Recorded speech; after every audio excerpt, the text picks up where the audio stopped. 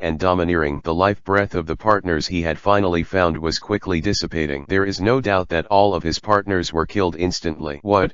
Tiki's eyes widened involuntarily. His expression was full of disbelief, and the domineering eyes locked Ion desperately, not daring to relax a bit. Quick, too fast. Titch's back was sweating constantly, and the whole person was even a little afraid to move. At this time, Ion ignored Titch and instead looked at Ace, who was still a little confused on the ground, and asked, how is it? Are you seriously injured? Ace was confused for a while, then realized that he had been rescued and quickly thanked him. Thanks. Ion shook his head and replied, you're welcome. I'm just abiding by the agreement with Whitebeard. Ah, Dad. Ace's eyes showed surprise, and his expression inexplicably took on a bit of shame. This time, I chased and killed Titch alone. It was entirely out of my willfulness and self-confidence. I thought that I could easily defeat Titch and bring him back to the pirates for punishment. As for Titch, his face changed even more in vain, knowing that it seemed impossible for him to fool himself in front of Ion. Only, damn, that monster-like speed is even more terrifying than Pulsalino. How to escape? Titch's eyes subconsciously revealed naked ruthlessness and fear. 736 Chapter 737 The confrontation between darkness and darkness. Your mightiness. Titch suddenly spoke up and said with a very sincere gesture, what benefits Dad gave you, I can give you double, no, 10 times. As long as you are willing to give Ace to me, I will satisfy you no matter what. Ian looked up at Titch and said calmly, oh, what an arrogant statement. You are just a bereaved dog. Do you still think you can compete with the entire Whitebeard pirates? Ha ha ha. What is the Whitebeard pirates? Except for Dad, the whole pirates don't have a guy who really has a dream. They are all losers in the sea, leaning on each other to keep warm with the so-called family. Family love to fill up the emptiness of lost ambitions and dreams. Speaking of this, Titch couldn't help but get excited, and the palm that was holding the virtual seemed to be grabbing something. Said, Laozi's Blackbeard pirates will definitely surpass the so-called Whitebeard pirates. Laozi will be the next One Piece to conquer the whole sea. When Ace heard the words, he retorted angrily, Tiki, a guy like you who kills your partner is also qualified to say such a thing just because you want to be the pirate king? Only the father can become the pirate king. Ha ha ha. Ace, as as a defeated general. What right do you have to say about me? Immediately Titch stared at Ion and Brooke in front of him and said loudly, Your Excellency, if you are willing to join Lao-Tzu can give you the position of deputy captain and absolutely respect all your decisions. Whatever you want, Lao-Tzu will take it for you. How about it? Very attractive flatbread, Ion commented briefly. When Ace heard the words, he couldn't help getting anxious and quickly said to Yan, Sir, don't trust this bastard who kills his comrade. Ian smiled slightly, didn't speak, turned to bend over to hug Ace, and then walked towards the sky, leaving only a sentence. Tiki, if you can survive in the hands of the skeleton emperor, please invite me again. Titch gritted his teeth and watched Ion take Ace away, and then stared at Brooke, who looked extremely mysterious and terrifying with a black aura wrapped around him, and said with an extremely solemn expression, Skull Emperor, is that the name of this monster? It's just that different from Titch's solemnity. Brooke's heart is completely in a state of ignorance. Ignorant. Old. How did the boss run away? Is it to let me deal with this guy alone? Well, it's scary. Can I really? However, Brooke's boneless face naturally had no expression and did not reveal the slightest thought at all. After all, long before Ace and Titch fought, Ian took Brooke to watch the battle at a high altitude, and he could clearly see Titch's rather exaggerated and terrifying power. This guy is a real monster, able to subdue the entire island into a monster of darkness. Brooke can be said to be extremely unconfident and instinctively manipulated the breath of death to spread out around him for defense. It's just that the scene is seen in Tiki's eyes, witnessing that everything that Brooke's breath of death has passed has turned into a dead wasteland, and everything is weathering and disappearing. This, what kind of terrifying ability? All the things touched by the permeating black breath are weathered and vanished as if everything has become dry. This time, he once again truly witnessed the ability of Skull Emperor. In addition to being incomparably shocked, Titch's heart was a little bit of ecstasy, and many more. This ability does not seem to be much worse than the shock fruit. Just now, Badgers's armed domineering was instantly killed without producing the slightest defensive effect. A vision of a dead and desolate desolation. Suddenly, a bit of ambition and ecstasy emerged in Titch's heart. I lost Ace, but if I can successfully capture this ability, then Lao-Tzu's darkness will be even more invincible. Even more Yan, who was locked by Tiki's domineering before. Tiki has truly sensed that the other party has left the range of his domineering. Masked bastard, you dare to despise Lao-Tzu like this? Lao-Tzu will surely make you regret it. 364. At this point, with the launch of the dark fruit with Tiki as the center, a large area of substantial darkness began to spread wildly around. For a time, in this Panama island that had just experienced a confrontation between the sun and the darkness, two completely different darkness began to surge. Above the clouds above Panama Island, there is a somewhat peculiar shape, somewhat similar to Anilu's arc proverbs, but it relies on the wind generated by the propeller to maintain the airship. Ian brought Ace down to the deck of the flying boat, and there were already several doctors on guard. They immediately gave first aid to Ace's injuries, and then planned to take Ace to the operating room, and many more. At this time, Ace, who had slowed down a little, struggled to force the doctor's movements, and turned to Ion. Sir, I'm fine, but that guy Tick must never allow him to leave the island of Panama. He holds secrets that may cause chaos in the sea, and Tick is very strong and can't be careless. It's better for Mr. to do it himself. Ion nodded, then spoke. Don't worry, I didn't plan to let Titch leave alive. Just let the great skeleton gain more combat experience for the upcoming plan. Immediately, Ion nodded towards the doctors, who hurriedly pushed Ace down for the next treatment, and Ion stood alone on the bow of the spaceship, looking down at the battle between Titch and Brooke below, and dialed Whitebeard's phone bug. Whitebeard's heroic and domineering voice rang from among the phone bugs. Kula la la, it's you who took the initiative to contact Lao-Tzu, not Ace. It seems that Ace really lost the battle. Well, Ace is indeed not Titch's opponent. Ian answered the result briefly. Don't underestimate Ace. Ace will surpass Lao-Tzu sooner or later, Whitebeard said in a positive tone, not blaming or angry at Ace's defeat in the slightest. Regarding this kind of confidence that a father has in his son, Ion responded non-committally, and then said, Tiki, do you need to help you catch it? Whitebeard was silent for a moment, then spoke. No need, just kill this guy who betrayed his companions and his family. Up to you. Ian responded and said immediately, then, it's time to abide by the previous agreement. Whitebeard. 737 Chapter 738 Devour Everything. Dark Cave. How could Yan ignore the character of Titch all the time? It's just like Shanks has nothing to do with Tiki if Ian wants to deal with Tiki, unless the entire Whitebeard pirates are destroyed. Whitebeard is absolutely sure before Tiki reveals his true colors. Outsiders were not allowed to kill his son. Therefore, even if Ion once told Whitebeard that he felt that Titch was not right, Whitebeard was just like a normal father, without the slightest suspicion of Titch, and even said a few good words for Titch. However, as long as Tiki has not really captured the ability to shock fruit, then in Yan's eyes Tiki's threat is limited after all. To a certain extent the dark fruit is only relatively restrained to those with fruit abilities, but unfortunately Ion is not a person with abilities. Even though Tiki's future has the potential to become a true master of the sea, but Yan doesn't intend to give Tiki this chance. Tich is also one of the unexpected factors that Ian must rule out in advance before the upcoming plan. Kulala la, and Whitebeard's domineering laughter sounded, responding to Ian. I will abide by the agreement, and I also want to see how far you can achieve in the opportunities that I have created for you. Only this, don't worry. After Ion spoke calmly and confidently, the brief exchange between the two sides also ended. In fact, the exchange this time was just to confirm the status quo, and the specific agreed plan had already been informed to Whitebeard. On the other side, the battle between Tich and Brook continues, and two completely different darks continue to collide. But what shocked Tich was the dark fruit, the dark gravity that can claim to make everything return to nothingness, but it was also dying in the face of Brook's escaping death breath. The mysterious and terrifying skeleton emperor did not have any extra actions during the entire battle, as if he didn't care about Tiki's attack at all, and completely resisted the darkness released by Tiki with the breath that naturally escaped from his body. Of course, in fact, Brook didn't dare to move at all, and he was extremely nervous when he didn't move. Okay, what a terrible guy. Vaguely, Brook even felt that the bones in his face were a little white with fright. If it wasn't for the breath of death that was constantly wiping out all the darkness that was approaching, Brook suspected that his bones would be ground into powder in an instant. That's the power of time. Finally, Tiki realized the essence of Brook's power, and his eyes looked at the skeleton emperor, who did not move at all from beginning to end, as if walking in a leisurely garden. His eyes were full of fear. However, in the depths of jealousy, there is a more extreme greed hidden. Most of the ordinary time-related devil fruits are not aggressive. They only change the age of the enemy under many conditions, and they can play a very limited role in real battles. And this is the first time that Tich has discovered that he has this terrifying ability that can extremely accelerate the passage of time and make all things perish. This power must be obtained. Tich's eyes were round and bloodshot appeared, and he slapped his hands towards the ground again, and the boundless darkness frantically emerged, devouring everything. Dark cave. Suddenly, wherever the darkness spreads, everything is slowly swallowed by the darkness. However, as long as all the darkness is close to a certain range of Brook, it will be quickly dissipated under the influence of the breath of death. But Tich still didn't mean to stop at all. Instead, he was accelerating the darkness and engulfing everything. After a while, the darkness stagnated for a while, then surged back in the direction of Tich, and then rose into the sky to cover the top of the island. No matter what ability there is a limit. The great skeleton, let me see if your ability limit can instantly dissolve the objects on half of the island. The next moment, the darkness shrouded above Brook spewed out a large amount of the substance it had just swallowed. For a time, stones, houses, trees, etc. fell towards Brook like a waterfall. That exaggerated scene made Brook's bones froze, and he subconsciously wanted to relax. But after several days of indiscriminate bombing by Perona, Brook has completely carved a certain truth into his bones and in the soul. When facing a truly monster-like opponent, it is meaningless to escape at one's own speed. The best way to deal with it is to constantly maintain the ability of the Skull Emperor called aging. In an instant, seeing that he was about to be submerged by countless falling heavy objects, Brook, who looked powerful and terrifying on the outside, still did not make any extra movements, not even raising his palms. Just the death aura entangled in his body rose again. The next moment, countless falling heavy objects came into contact with the breath of death, and then it seemed as if thousands of years had passed in the blink of an eye, withering, rotting, and weathering. In this scene, watching Tich is both shocking and greedy. Sure enough, such a terrifying ability. However, this ability will soon be mine. While Tiki maintained his material liberation, his hands were quietly and completely covered by darkness. As a dark fruit capable user, Tiki can temporarily disable the opponent by touching the capable user itself, and Tiki can also absorb the damage caused by the enemy to him by suffering double pain. So, as long as I can touch the great skeleton for a moment, the winner will belong to me. Tiki's mouth grinned, looking at the skull head that Brook was still looking at above. He was right for this moment, and his figure rushed towards Brook, and his palm covered in darkness quickly stretched towards Brook.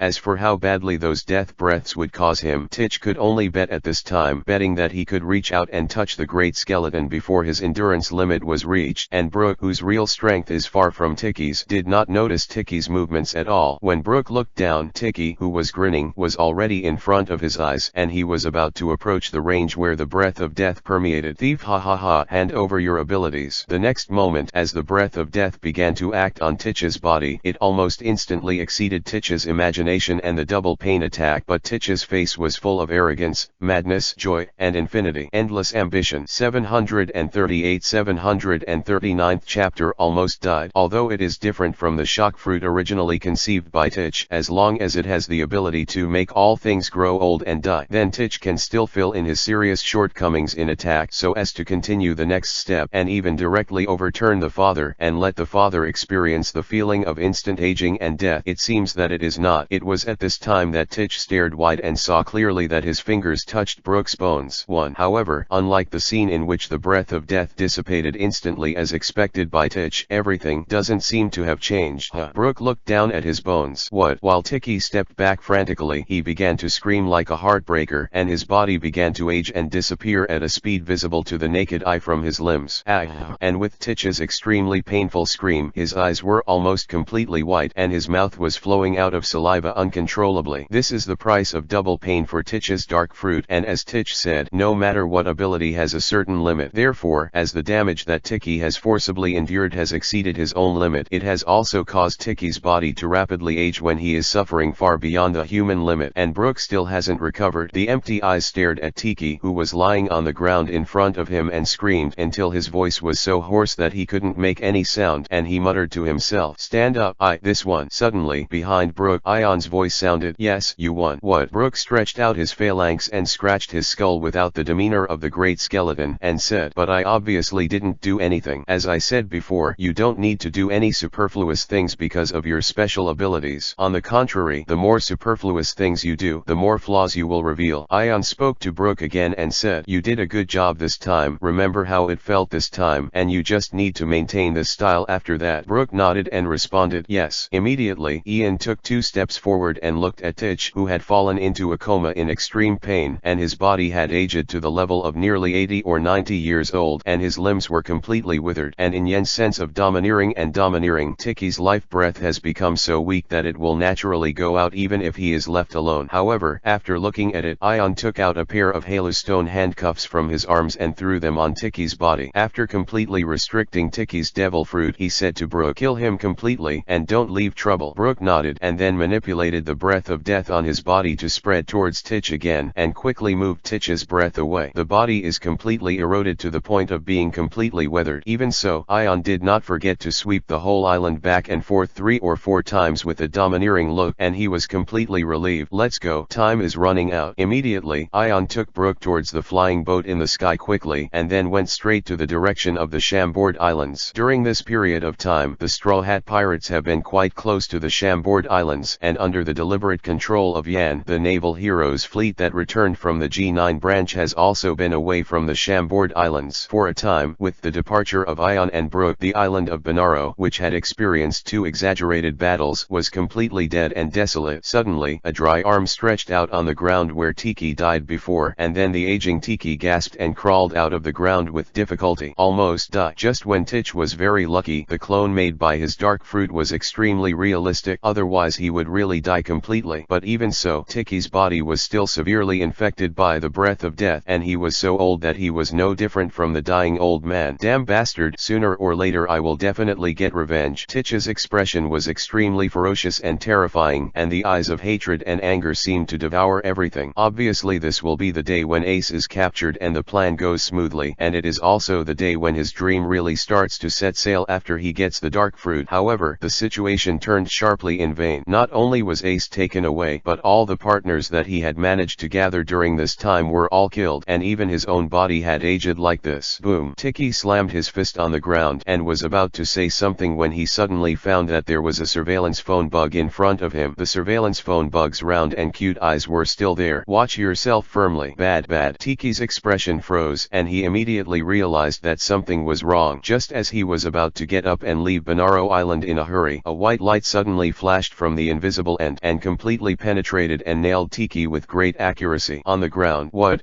365. The next moment, the ability of Soul Chopping Blade, God-Killing Spear, was activated, and Tiki's aging body was strangely completely dissolved from the cells. On the flying boat that was gradually moving away from Bonaro Island at high altitude, Brooke watched with a dull movement as Ion slowly returned the soul-chopping sword to its sheath. "Well, what happened?" "No, it's nothing. It's settled. While Ian was talking, he continued to look at the images transmitted by the surveillance phone bugs that he had secretly placed all over Bonaro Island in front of him. Originally, Ian was just out of instinct, so he secretly left several surveillance phone bugs on Bonaro Island before leaving, but he didn't expect it to work so quickly. In other words, Tiki, who was secretly hiding in the ground, couldn't hold it any longer with his aging body. It's really tenacious. Tiki, the dark fruit, is worthy of being called the most dangerous ability, and it almost let you survive, but this way, it will be completely over. Right. Ian rubbed his chin, then put the phone worm projecting the surveillance screen on the table next to him, then waved a little comrade over and said, "Little comrade, I give you a task. Stare at these surveillance screens, and report immediately if any living person appears." "Yes." The young comrade with a childish face responded excitedly, and then asked another question. "Then, how long will we be monitoring?" Ion pondered for a moment, then said something casually. "Well, it's simple, just 1 year." 739 740th chapters. Terrible New World. At the same time, Luffy, who was talking on the Mary, suddenly stopped. Sensing Luffy's change, Sora asked carefully, "What's wrong, Luffy?" "No, it's nothing, it's just a strange feeling all of a sudden." Luffy scratched his head and said something, then he didn't care, and asked Sora excitedly, "Empty." "You continue." "It is good." Sora glanced at Luffy, then pushed on his glasses and continued talking to his friends in front of him. "The next stop is the Chambord Islands. As long as we pass the Chambord Islands, it means that we have already traveled halfway around the Great Route." In an instant there was a burst of cheers from the Mary. Even though the sailing time of the route experienced by the Straw Hat Pirates is greatly shortened compared to the original trajectory, the battles and hardships experienced by the Straw Hat Pirates will only be more difficult than the original trajectory. Therefore, the cheering Straw Hats at this moment vaguely produced a feeling that the dream is no longer out of reach. "It's too early to cheer." But Sora did not hesitate to pour cold water on his innocent friends and said, "The real adventure and battle has not yet begun for us." Hearing this, Usopp crossed his long nose and walked to Sora's side, putting his arms around his shoulders, and said proudly, "Okay, Sora, don't be so calm and serious all the time. You should still cheer when it's time to cheer, and we've gone halfway through the Great Route in such a short time." Sora shook his head and said sternly, "It's different, Usopp. Compared with the New World waters in the second half of the Great Route, the first half of the Great Route can only be regarded as a paradise." "What's the difference?" Usopp said disapprovingly, then patted the special mechanical slingshot on his waist and said, "There are great snipers, Usopp, and Sora's special super slingshots behind you to support you. Just rush forward." After a pause, Usopp patted Sora's shoulder and said, "And with a reliable Sora and a powerful Ying, everything will be fine." "No, not the same," Sora said solemnly. "Luffy, Zoro, you all remember that I said domineering is a very common force in the Great Route." Sauron, who was listening quietly by the side, raised his eyes slightly, obviously recalling. "That's right, it seems that you have also discovered it. In the first half of the Great Route, except for some big pirates and senior naval officers, ordinary pirates don't understand at all." "But," Sora said in a serious tone, "in the waters of the New World, even the most common naval soldiers possess domineering power, and Usopp, you..." Sora turned his head to look at Usopp with a stiff expression beside him, and said, "You haven't mastered domineering yet, have you?" In an instant the expressions of the Straw Hats and the group present seemed a little shocked. Usopp even stammered and asked, "So, any soldier in the New World Sea area is as strong as Sauron?" Ying, who was on the side, could not help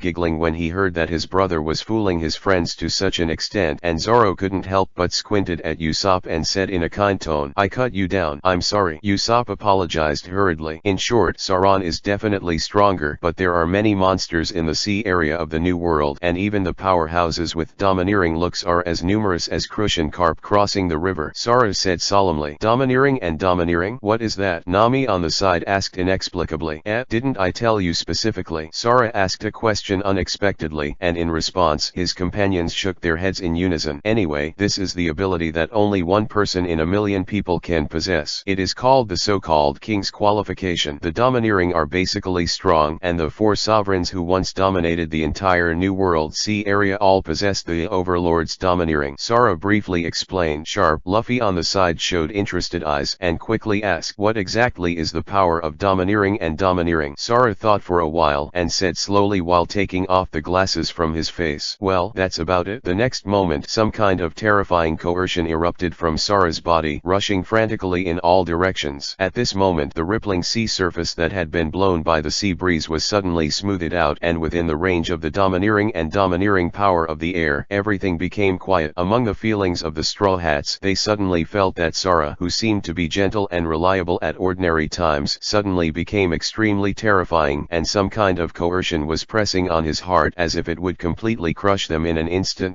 and in the next moment Sara restrained his domineering look, put on his glasses again, and said with a gentle and apologetic smile, "Sorry, I haven't used it for a long time. It seems a little rusty. Didn't I scare you?" However, at this time, the partners obviously did not have the energy to respond, and almost all of them were breathing heavily, and most of them were sweating. A smirk appeared on the corner of Sara's mouth, and he continued to explain apologetically, "However, in short, the Overlord is domineering. It can only be used like me to deter those weaker than myself in the initial stage. If we continue to develop it further, it will be able to form a terrifying force similar to the Overlord's entanglement." So, Zoro's expression froze. Then he turned to look at Ying and asked, "Ying, when you played against Hawkeye, did you use the power of the Overlord?" Ying's bright eyes glanced at Zoran and said with a smile, "That's right, so you're still a long way off, Zoro." Zoro didn't speak, but the hand that wiped the blade couldn't help but exert a little force. However, under the description of Sara, Usopp on the side was almost frightened. He had imagined that the Straw Hat Pirates would be hanged and beaten everywhere in the New World Sea area, and there were even all kinds of dare not imagine, and the fate that I dare not describe. Immediately, Usopp, whose face was pale, hurried to Luffy's side and persuaded him, "Luffy, why don't we turn around? Now think that we sailed a little too hastily. How about the first half of the Great Route to go back to Laps? By the way, I suddenly remembered that I missed something important last time. Island, let's go back and get it." 740 Chapter 741 Chambord Islands. "Don't want," Luffy answered almost without hesitation. As soon as Usopp heard this, he was so nervous that he almost grabbed Luffy's shoulder and shook desperately, saying, "Luffy, do you really understand how terrifying the New World Sea is? People like Zoro are just soldiers. Even those as powerful as Ying can be seen everywhere. They will die. They will be destroyed." Just before Usopp could finish speaking, the blade in Zoro's hand refracted the light, so Usopp shut up and stopped his movements. "Usopp, the captain's decision is absolute," Zoro reminded. I'm also making suggestions, and it's for everyone's good," Usopp said a little unwillingly. However, Luffy always had a heartless expression on his face, and said with a bright smile, "How can an adventure retreat? Don't worry, Usopp, I will protect you." And Chopper, who was also timid, was a little frightened and couldn't help but suggested in a low voice, "Luffy, why don't we fix it for a long time on the next island for a while, and then go to the New World waters when we are fully prepared?" "That is impossible." At this moment, Sara said, "The next island, Chambord, may be one of the most dangerous islands in the entire sea for pirates." "What?" Usopp, Nami, and Chopper, who were the timid trio, turned even paler. "However, the danger is not the Chambord archipelago itself, but the Chambord archipelago, in addition to being located directly under the Holy Land Marijoa, is also very close to the Marine headquarters Marine Vando, so, a little surprise, even if the Admiral appears, it is not what a strange thing." Speaking of which, Sara said in a very serious tone, "Therefore, in order to ensure safety, we must pass through the Chambord Islands at the fastest speed. But since the next stop of the Chambord Islands can only be the Fishman Island located deep in the sea, we must stay for a few days." Fishman Island. Sanji, who had been smoking a cigarette beside him all the time, like an elegant and connotative gentleman, couldn't hold back any longer. He flashed in front of Sara and asked with glowing eyes, Hey, Sara, you just said Fishman Island, right? A Fishman Island with countless beautiful mermaids." Boom. The next moment, Sanji received a heavy kick on the head, and the whole person swirled and flew to the side. Reija said with embarrassment while retracting her feet gracefully, "Sara, go ahead and don't care about Sanji." Sanji, who had a footprint on his face, became frightened and said excitedly, "Hey, Leiju, don't stop me. That's the Fishman Island of my dreams. What reason do you have to stop a man from going to his dream?" Seeing this, Usopp on the side couldn't help but complain, "Sanji, isn't your dream to find all blue? Who says people can only have one dream?" Sanji replied as a matter of course, as if he was on a stimulant. Boom. Reija gave Sanji another kick without hesitation, kicked Sanji directly into the sea, and announced, "Sanji, I declare that your dirty dream is over. You go to the sea and calm down. The flame of a man's dream cannot be extinguished by the sea." And listening to Sanji's voice that kept ringing in the sea, Sara coughed a few times and then continued, "In short, this is the case, so we must keep a low profile as much as possible after arriving in the Chambord Islands, and there is one thing we must know in particular." Sara raised a finger and warned, "The world nobles Tianlong people often appear in the Chambord archipelago. Never conflict with the Tianlong people, otherwise it will most likely attract the Admiral directly." After a pause, Sara did not forget to add, "Perhaps you still don't understand what the Admiral of the Navy Navy stands for. That is the strongest combat power of the Navy, a terrifying figure that is stronger than the Hawkeye, Mihawk and Anilu you have ever seen. Then it could be a disaster for us. Afterwards, Sara took out the map of the Chambord Islands prepared in advance and explained the rest of the matters and their respective procurement tasks to his partners in detail. 2 days later, the Melee successfully docked at the Chambord Islands, and the strongest Ying stayed behind the Melee for the time being, while Kong went to find a coating craftsman to coat the Melee as soon as possible, and the rest arrived in their own teams, shopping for essential supplies and simple adventures on the Chambord Islands. After all, for the Straw Hats, the meaning and fun of sailing is more about constantly experiencing and exploring the unknown of different islands. Therefore, even if Sara knew about the dangers of the Chambord archipelago, there was absolutely no reason to stop Luffy and the others at this point. Otherwise, they would no longer take risks and explore because of the danger, so there would be no point in sailing. Therefore, Sara could only instruct Luffy and the others on various precautions, and then quickly headed towards a secret stronghold of the organization in the Chambord archipelago. As Sara successfully found the organization's stronghold in the Chambord Islands, and then passed a series of identity verification procedures, Sara finally successfully met the person in charge of the Chambord Islands stronghold. "Hello, comrade. I need the best coating craftsman to coat a medium-sized ship, and I will pay for it in full." Sara made his request directly. "No problem, comrade." Although the person in charge of this stronghold did not know Sara's true identity, he agreed without hesitation and arranged for Sara the best coating craftsman in the Chambord Islands. Just as he was in a hurry to bring the coating craftsman back to the Mary, the person in charge suddenly said, 366. "By the way, comrade, a group of monsters called supernovas have arrived in the Chambord archipelago in the past few days, and there are also Tianlong people traveling. You have to be careful." Suddenly, when Sara heard these words, an unpleasant feeling arose inexplicably. "Yeah, it should be fine. I have already explained all the precautions." The most unreliable Luffy even forced him to write it down once. Sara thought to himself, trying to reassure himself, comforting himself to trust his friends. Even if those guys are usually quite unreliable, they should remember their own words. "No problem, I trust my partner." On the other side, the Straw Hats who gradually penetrated into the Chambord Islands slowly dispersed. Among them, Sanji, who was walking with Reiju, suddenly flashed out of the corner of his eyes and seemed to see the beautiful mermaid in his dreams. 741 Chapter 742 Don't resist Sanji. At this moment, Sanji almost rushed towards his love without hesitation. When Reiju, who was following him, reacted, Sanji had already got into a small alley and headed straight for the street on the other side. Seeing this, Reiju hurriedly put down the ingredients that Sanji had chosen, and then followed Sanji, trying to stop Sanji. "Tisk, Sanji, what are you doing, idiot?" But for Sanji at this time, his eyes were full of the beautiful mermaid standing on the street at the end of the alley. Is this love? That surging and passionate feeling. However, just before Sanji was about to take a step out of the alley, the beautiful mermaid was suddenly kicked to the ground by a foot. The next moment, a fat man in a strange white costume and a bubble hood caught the eyes of Sanji, who was frozen in place. "Despicable Murloc, dare to hurt me? Go to hell, go to die. I spent tens of millions of Baileys to buy you. Don't you understand that serving the descendants of God is a supreme honor for a lowly inferior creature like you?" The Tianlong people scolded and stepped on the mermaid one after another. The vicious and angry words were constantly echoing on the street. A large number of civilians knelt on both sides of the street, followed by a large number of world governments, agents and part of the Navy. However, regarding the violent behavior of the Tianlong people, the world government agents and the Navy could only remain silent, and some of them could only turn their heads and try not to look in the direction of the Tianlong people. As for the commoners, they knelt tremblingly under the anger of the Tianlong people, praying that the Tianlong people would not pour their anger on them and leave the street as soon as possible. In the face of the Tianlong people's violence, the mermaid can only do as much as possible to curl up her delicate and slender body in a ball to endure the torture, and the eyes that inadvertently look in the direction of Sanji are full of despair and numbness. "Bastard, asshole." Sanji's expression froze at first, then endless anger flooded his heart, and he walked towards the Tianlong Gran from this dark alley step by step. How can a gentleman be indifferent to such a scene? And just when Sanji lifted his right foot and was about to kick the bastard in front of him fiercely, Reiju, who arrived in time, slammed Sanji to the ground and scolded in a low voice, "Idiot, what do you want to do? This is a Tianlong person. What celestial dragon?" Sanji said angrily. "No matter who it is, how can they ignore a woman so brutally?" Reiju was stunned when he heard the words, and then he remembered that when Sara had mentioned all kinds of things about Tianlong people, Sanji happened to be kicked into the see by himself, so Sanji had no idea what Tianlong people meant. Immediately, Reiju hurriedly spoke up. Calm down, the Tianlong people represent the world government. Once they offend the Tianlong people, they will call in the Admiral of the Navy, and then all the partners will be affected. Do you understand? After a pause, Reiju noticed that Sanji, who was being pressed down, seemed to give up his struggle, and then continued. Even if you want to save, think of other ways, and you can't directly conflict with the Tianlong people. However, at this moment, a laughter that seemed to be somewhat obscene and dull sounded in front of Sanji and Reiju, and the fat body of the heavenly dragon seemed to block the entire sun shining into the alley. Oops. Reiju was slightly startled. Sanji, who was pinned to the ground by Reiju, held back his anger and stared at the abominable bastard in front of him. Why don't you kneel down when you two see the great Saint Rarad? When Saint Rarad asked condescendingly, he stretched out one hand towards Leiju and grabbed Leiju's wrist so that he could see Leiju's appearance as clearly as possible. You look like a pariah. Be my 23rd concubine. As soon as these words came out, Reiju and Sanji's Tong Kong couldn't help shrinking. Immediately, without waiting for Leiju's consent, Saint Rarad pulled up Leiju, and then several world government agents behind him stepped forward and put the explosive collar on Leiju's neck as if they had been prepared. During the whole process, Reiju, who didn't want to implicate his friends, didn't resist, and kept telling Sanji not to resist with his eyes. Compared to Sanji, who was immersed in cooking, the older Raikou was more aware of what Saro was talking about. It was his father, Vismak Kaji, who wanted to kneel and lick. Are not qualified to kneel and lick the existence directly. Once the Tianlong people are angered, it will represent the rebellion against the world government, the enemy of the world government, and the Admiral of the Navy. So, don't move, Sanji, absolutely don't move. Just lay on my stomach like this. Don't worry, I will find a way to escape. Our bodies have been modified. It's fine, Sanji. Until Reiju was taken away from the street by Saint Rahul Rod, who seemed to have a new toy. Reiju kept lip-mouthing Sanji. Tisk, the Chambord Islands are still so boring. Let's go around the 37th area and have a look, and then go back to the Holy Land Marijoa. Yes, the great Saint Rarad. As the last two vague voices came into Sanji's ears with red eyes and a grim expression, the collar on the neck of the dying mermaid that was lying in front of Sanji suddenly flashed red. Boom. The violent explosion instantly turned the street into chaos. As the explosion smoke dissipated, the upper body of the mermaid was completely turned into coke. Boom. Sanji, who witnessed this scene, slammed his fist to the ground and roared in a low voice. Bastard Leiju, do you think I'll listen to you? How can you allow such a thing? Immediately, Sanji glanced in the direction of Saint Rarad and then quickly turned around and ran away in the other direction. Soon, as Sanji broke into a tavern, Luffy, Zoro, and Nami were humming songs and tasting the food and wines characteristic of the Chambord Islands. When Luffy saw Sanji's arrival, he quickly waved his hand with a bright smile and shouted, "Yeah, Sanji, have you finished shopping over there? Come over here." Sanji raised his head slowly, but a happy smile appeared on his face and said in an excited tone, "Luffy, can't you imagine what I just met on the road?" "What happened?" Usopp asked. "Love from the love of a mermaid." While speaking, Sanji took out a scale from his arms and said, "Look, this is a token of love. I didn't expect love to come so suddenly and violently." 742 Chapter 743 Goodbye, partner. Ha ha ha. Then congratulations, Sanji. Then when will you get married? We will hold the biggest wedding for you. Facing the somewhat mocking replies of his friends, Sanji put the scale back into his pocket, raised his eyebrows, and said with a happy smile that seemed to overflow, "Yeah, I'm going to take her back to my hometown to get married, and Leiju will also go back with me." In an instant, the originally happy Straw Hats were completely stunned. Luffy raised his head slowly, stared at Sanji seriously, and asked, "What are you trying to say, Sanji?" "Although I'm sorry." Sanji scratched his head with a slightly stiff expression, and then said, "But as expected, love is still more important, so I won't go to the New World Sea area."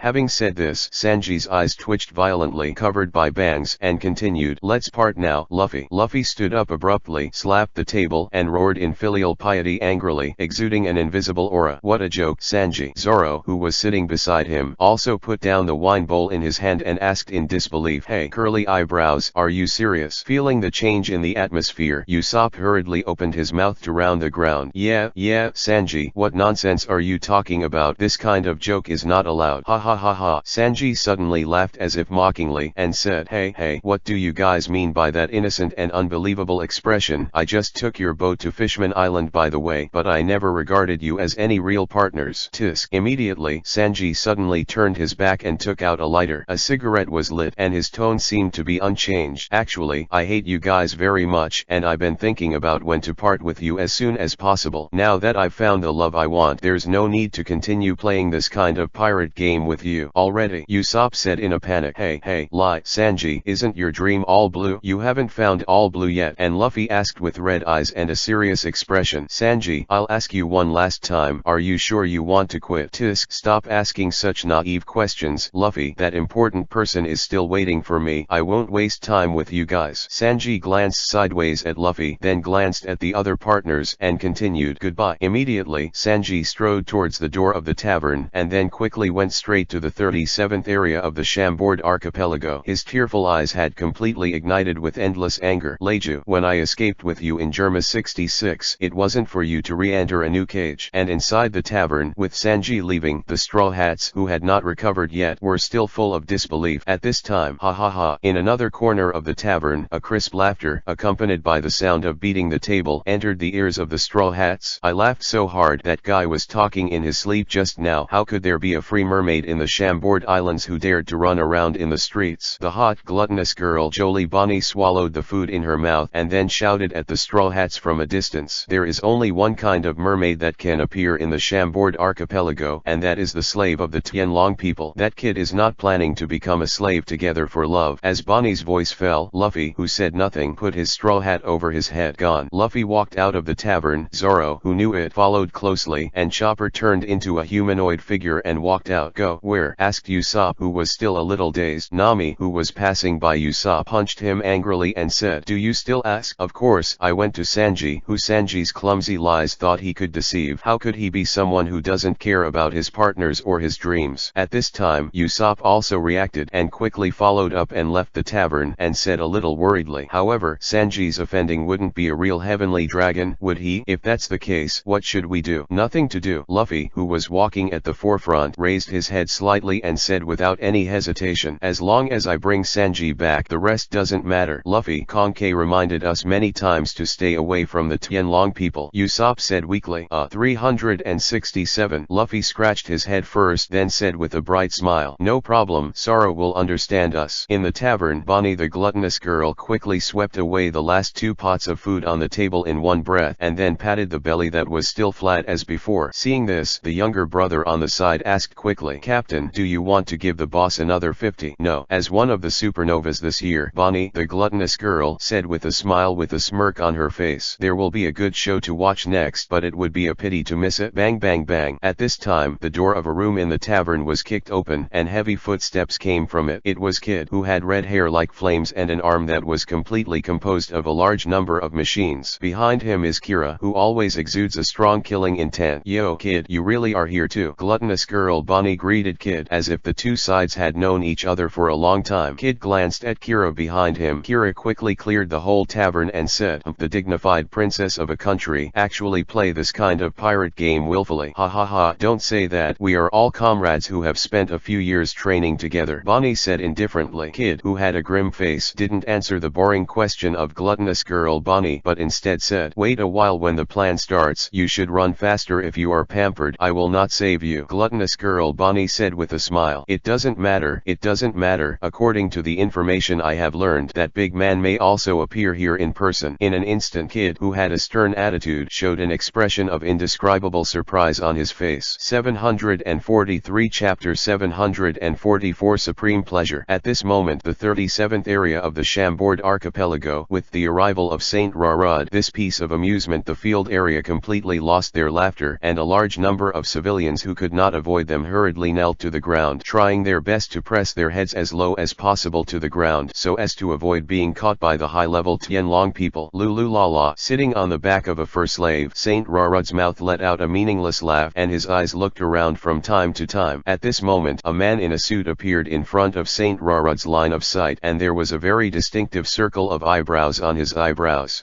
Seeing that there were untouchables who dared to stand in front of him openly, a subconsciously surprised expression appeared on Saint Rarad's face, and Reiju, who was wearing an explosive collar and was forced to follow Roelrud Saint's side, couldn't help but widen his eyes and muttered, Sanji, why? Sanji raised his head and glanced at Reiju, then looked at Saint Rarad, spit out the smoke that took away the last trace of hesitation, then threw the cigarette butt on the ground and lifted it with his toes to completely stamp it out. Saint Roelrud leaned back and asked with his thick lips, this guy is the one you just met? I have forgiven your rudeness just now. What are you going to do? Hey, Tianlonggren, return my sister, Sanji said sharply. Seeing his younger brother do such a stupid and impulsive thing, he had always shown no will to resist in front of Saint Rarud, and Leju, who was waiting for the opportunity to escape, couldn't help but hurriedly shouted, Sanji, what are you doing, you idiot? Hurry up and leave. Sanji glanced at Raikou, then tugged his tie forcefully and said, it's alright, Reiju, this is my act alone, and I've completely disassociated myself from those guys. Immediately, Sanji said in a tone that could not be refused, if anyone dares to touch you, they will be carried over from my body first. It doesn't matter what kind of admiral you have to face. Leju's child hole trembled and tears rolled in her eyes uncontrollably as she muttered, stupid, stupid. And with the sound of Sanji's rebellious voice, those world government agents who were responsible for protecting the Tianlong people had already stood in front of Saint Rarud. Boom. In the next instant, Sanji's flaming left foot had collided with the kicking technique of a world government agent, causing an astonishing aftermath. However, Sanji received the bloodline factor specific medicine given by Ion when he was in Rogue Town. This is a potion that can awaken all the power of the bloodline factor hidden in Sanji's body and completely obtain the body that Vinsmoke Kaji seeks to revive the power of the Kingdom of Germa 66. And during the period of joining the Straw Hat Pirates, Sanji's kicking skills have grown at a speed far exceeding the original trajectory. The flames of the Devil's Foot soaring. In just an instant, those world government agents who were proficient in physical skills and domineering, even if they were placed in the New World waters, were not generalists, were all brought down. However, just as Sanji was about to put his target on Saint Rarud, Sanji's movements froze. Saint Rarud shook the remote control of the explosion collar in his hand and said disapprovingly, don't move, otherwise as long as I press this button, lol la la. In an instant, Sanji's eyes couldn't help but the image of the beautiful mermaid turning into coke in front of him. From the fear of loss born spontaneously, Sanji knew that Raikou's transformed body was also very powerful, but whether this collar would cause fatal damage to Raikou was something no one knew. But seeing Sanji completely stopped in place, Saint Rarud was not surprised at all. Instead, he was playing some interesting game. You lowly pariahs are always so stupid. After a pause, Saint Rarud's fat lips grinned and said, but I like this kind of drama the most. I have to make the most difficult choice between the majesty of the gods and the so-called sincere and precious feelings, and then I have to surrender to it. Lol lala. As early as when I saw your eyes on the street, I guessed that you are likely to make this choice. It's wonderful. Otherwise, why do you think that you can be granted innocence after offending the gods as an Aunt Mercy? Lulu lala. This is why I like to come to the Chambord Islands. This is a scene that I can never see in the Holy Land Marijoa and make me happy. While speaking excitedly, Saint Rarud, waving the controller with the help of the agents of the world government, walked down from the first slave. Immediately, Saint Rarud first glanced at Reiju, who was being controlled by the agents of the two world governments behind him, and then licked his lips, tasting the angry and struggling expression on Sanji's face with pleasure.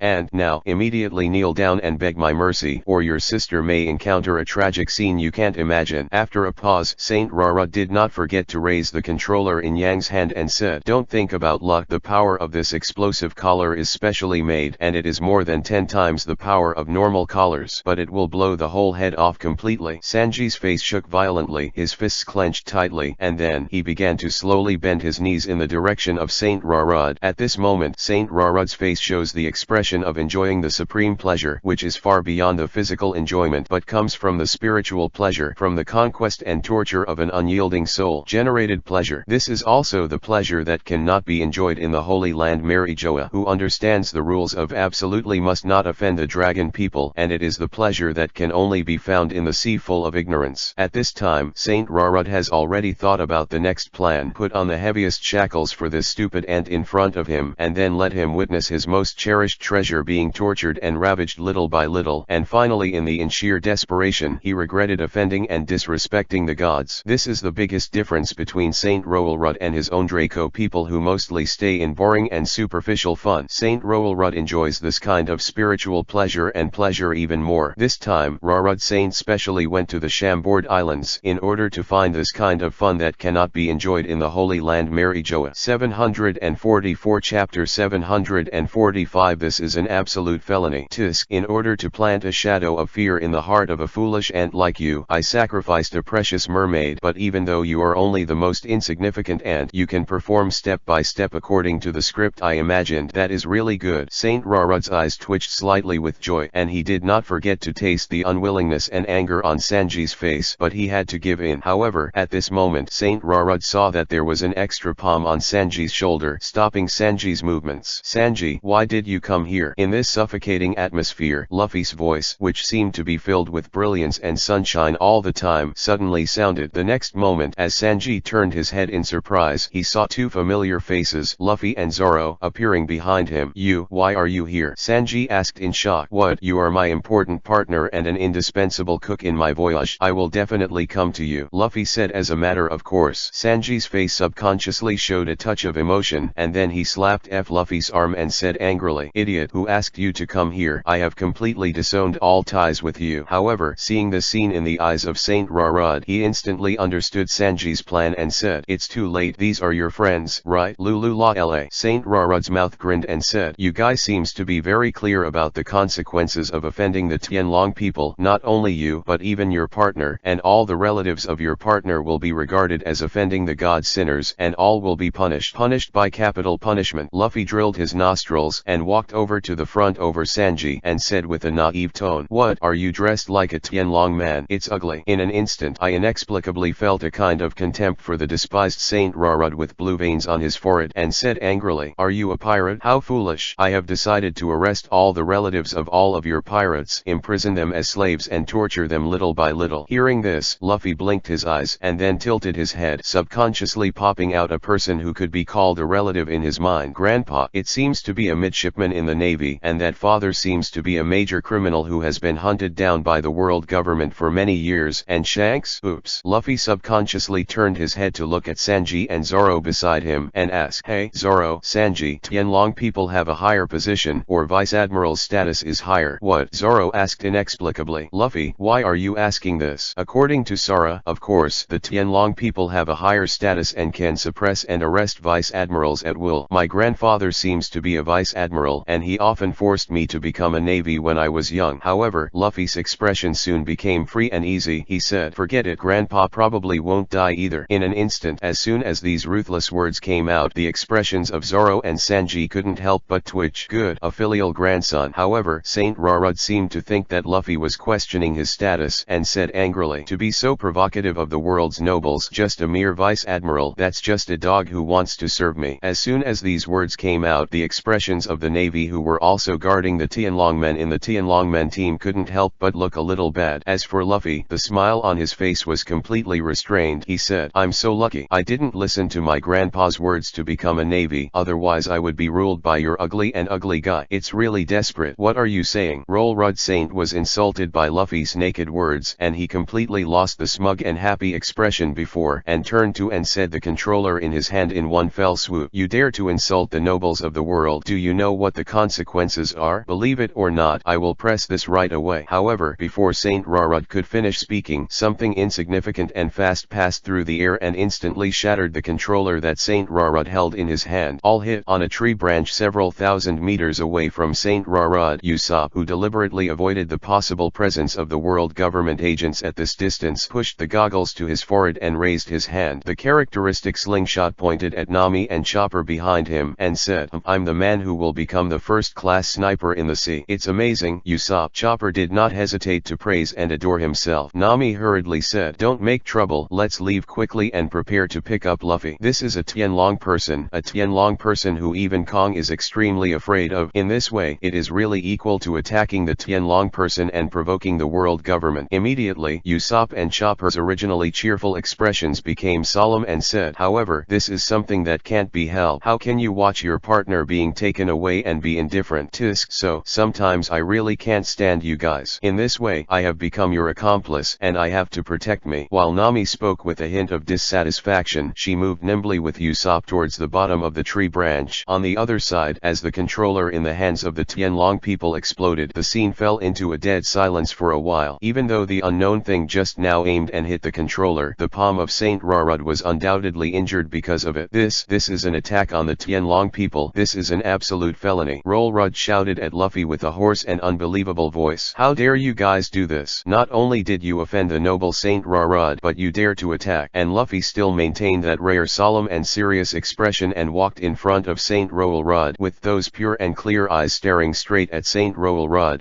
The next just moment before Saint Rarud could speak again. At the moment when the rest of the world government agents and Navy soldiers did not respond, Luffy slammed a punch at Saint Rarud's fat-filled face. 368. Boom. It's a bastard like you. Along with Luffy's angry filial piety, there was no surprise in Zoro's eyes, Sanji's slightly dull expression and the ghostly eyes of countless people present. Saint Rarud was blasted to the end of the street dozens of meters away and left a clear ravine and a lot of clearly visible blood in front of Luffy. 745 Chapter 746 The attacker is Marine Headquarters, Marine Vando, Office of the Admiral. At this moment in this Admiral's office, in addition to the Sengoku Marshal, Lieutenant General Garp, Lieutenant General Crane, General Paul Salino, and General Kuzan are all gathered here to discuss the original Kabuki Eni Road question. With the defeat of Anilu and his arrest in the Great Underwater Prison, the position of King Syakai Wuhei has been vacant and a new suitable candidate is needed to fill it. In addition to this, it has been several years since the King 7 Wuhei held a meeting. Recently, such monster-like rookie pirates have appeared inexplicably, and the Warring States Marshal is also thinking about whether to hold a Kabuki meeting with the rest of the Navy so as to stabilize the situation through the power of the Kabuki. At this time, boom, the door of the Admiral's office was slammed open and a colonel who belonged to the Intelligence and Communications Department broke in breathlessly and reported in a loud voice, UN Marshal, it's not good. The world aristocrat Rarud was attacked in the Chambord Islands. Immediately, the atmosphere in the Marshal's office changed slightly and both Paul Salino and Kuzan, who were admirals of the Navy, raised their heads to look at the Navy colonel at the same time. What, is it a pirate? The Warring States Marshal asked in a slightly angry tone. That's right, the attacker is the supernova that arrived in the Chambord Islands this time, the colonel replied. This batch of supernovas is really rampant. The Warring States Marshal gritted his teeth a bit, then looked towards Paul Salino and Kuzan. After all, according to the rules, once someone offends the Tianlong people, the admiral who represents the highest combat power of the Navy must attack and maintain it. Paul Salino put down the teacup in his hand and stood up disapprovingly, saying, forget it, let the old man run and blow the arrogance of those supernovas by the way, so that they can understand that the sea is not just for them to mess around. It's hard work. General Paul Salino. The Warring States Marshal nodded, approving Paul Salino's decision, and would not doubt that Paul Salino did not have the strength to suppress supernova. Immediately, Paul Salino is pulling away the window of the office when preparing to rush to the Chambord Islands as soon as possible to control the situation with the ability of flashing fruit. Casually asked the colonel a question. By the way, who exactly is the attacker? The colonel hurriedly stood at attention and saluted and replied nervously. According to the information reported by the Chambord Islands, the attackers should be the Straw Hats of the Straw Hat Pirates. In an instant, Paul Salino raised his leg for a while, and the senior naval officers in the office who had already started to do other things also froze. The colonel felt the strange atmosphere in the office suddenly, but he didn't know why. What's going on here? Just now, the officers didn't seem to have such a big reaction when they heard that the Tianlong people were attacked, and Paul Salino smashed his mouth, slowly retracted half of his feet that had stepped out of the window, and turned his eyes to Kuzan, said that the old man suddenly remembered that there are still some things to deal with. Why don't you go to Kuzan? Kuzan silently pulled down the blindfold on his forehead to cover his eyes, and quickly let out a slight snore, as if he hadn't heard Paul Salino's suggestion at all. Immediately after Paul Salino waved the colonel away, he turned his attention to Marshal Sengoku and Lieutenant General Garp and said, so,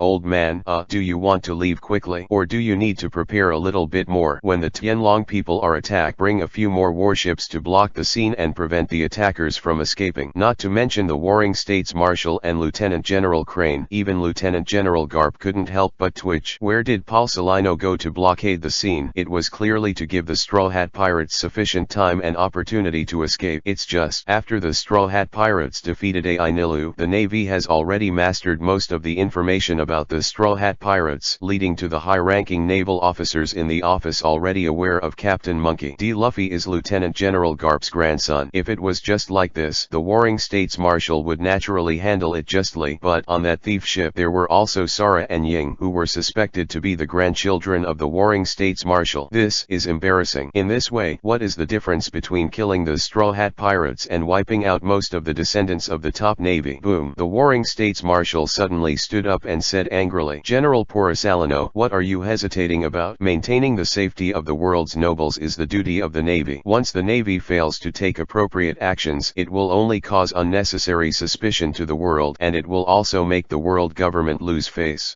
Immediately, the Warring States Marshal's expression sank and he gave an order. General Palsolino, General Kuzin. Hearing the words, Kuzin could only push off the blindfold and stood up lazily. In order to show the determination of the Navy to execute justice and to maintain the face and majesty of the world government, you two admirals of the Navy attack together. Be sure to kill the attacker. Having said that, the Marshal of the Warring States period supported his hands on the desk. With a heavy tone, he spoke again. The attackers of the world nobles must be killed on the spot, and all the straw hats must be arrested and brought back. Understand? Kuzin and Palsolino looked at each other, and both read similar meanings in each other's eyes. Yes. With the departure of Kuzin and Palsolino, Lieutenant General Garp couldn't sit still for the words "kill the attacker on the spot" that the Marshal of the Warring States just said, and then pretended to stand casually. He got up and walked out of the office. "Cap, where are you bastard going?" the Warring States Marshal asked in a dissatisfied tone. "No, I've been sitting for a long time. Just walk around," Lieutenant General Garp replied casually, but his footsteps continued to move out of the office. "Stop," the Warring States Marshal drank and said. "Cap, you can't go to the Chambord Islands." "Why?" Lieutenant General Garp said dissatisfiedly. "Just because your attacker, the Straw Hat Boy, is your grandson," the Warring States Marshal said angrily. Hey, Sengoku, don't forget, Sara and Ying are probably also in the Straw Hat Pirates, and they are also accomplices," Lieutenant General Garp retorted. In an instant, the Marshal of the Warring States period seemed to have been stabbed to the point. He couldn't help but slap the table and shouted, "Isn't that the result of some bullshit pirate group established by your bastard grandson?" 746 Chapter 747 Lu Ying. "You are slandering. Can't it be the bad thing that Sara and Ying fooled Luffy to do?" Lieutenant General Garp continued to retort stubbornly. "The grandchildren of the old man are definitely not pirates." "You are slandering and slandering the old man." Zhang Kuyuan was so handsome that his hair almost stood up. He pulled his neck and shouted directly in front of Garp, "Even if it really is Kong Yueying, the grandson of the old man is definitely not willing to become a pirate but is forced by your bastard's grandson." For a time, these two elderly people who are over 150 years old together became more and more noisy in the office, constantly blaming each other, shirk responsibility, and even gradually developed into the past when they were young and started to do it directly.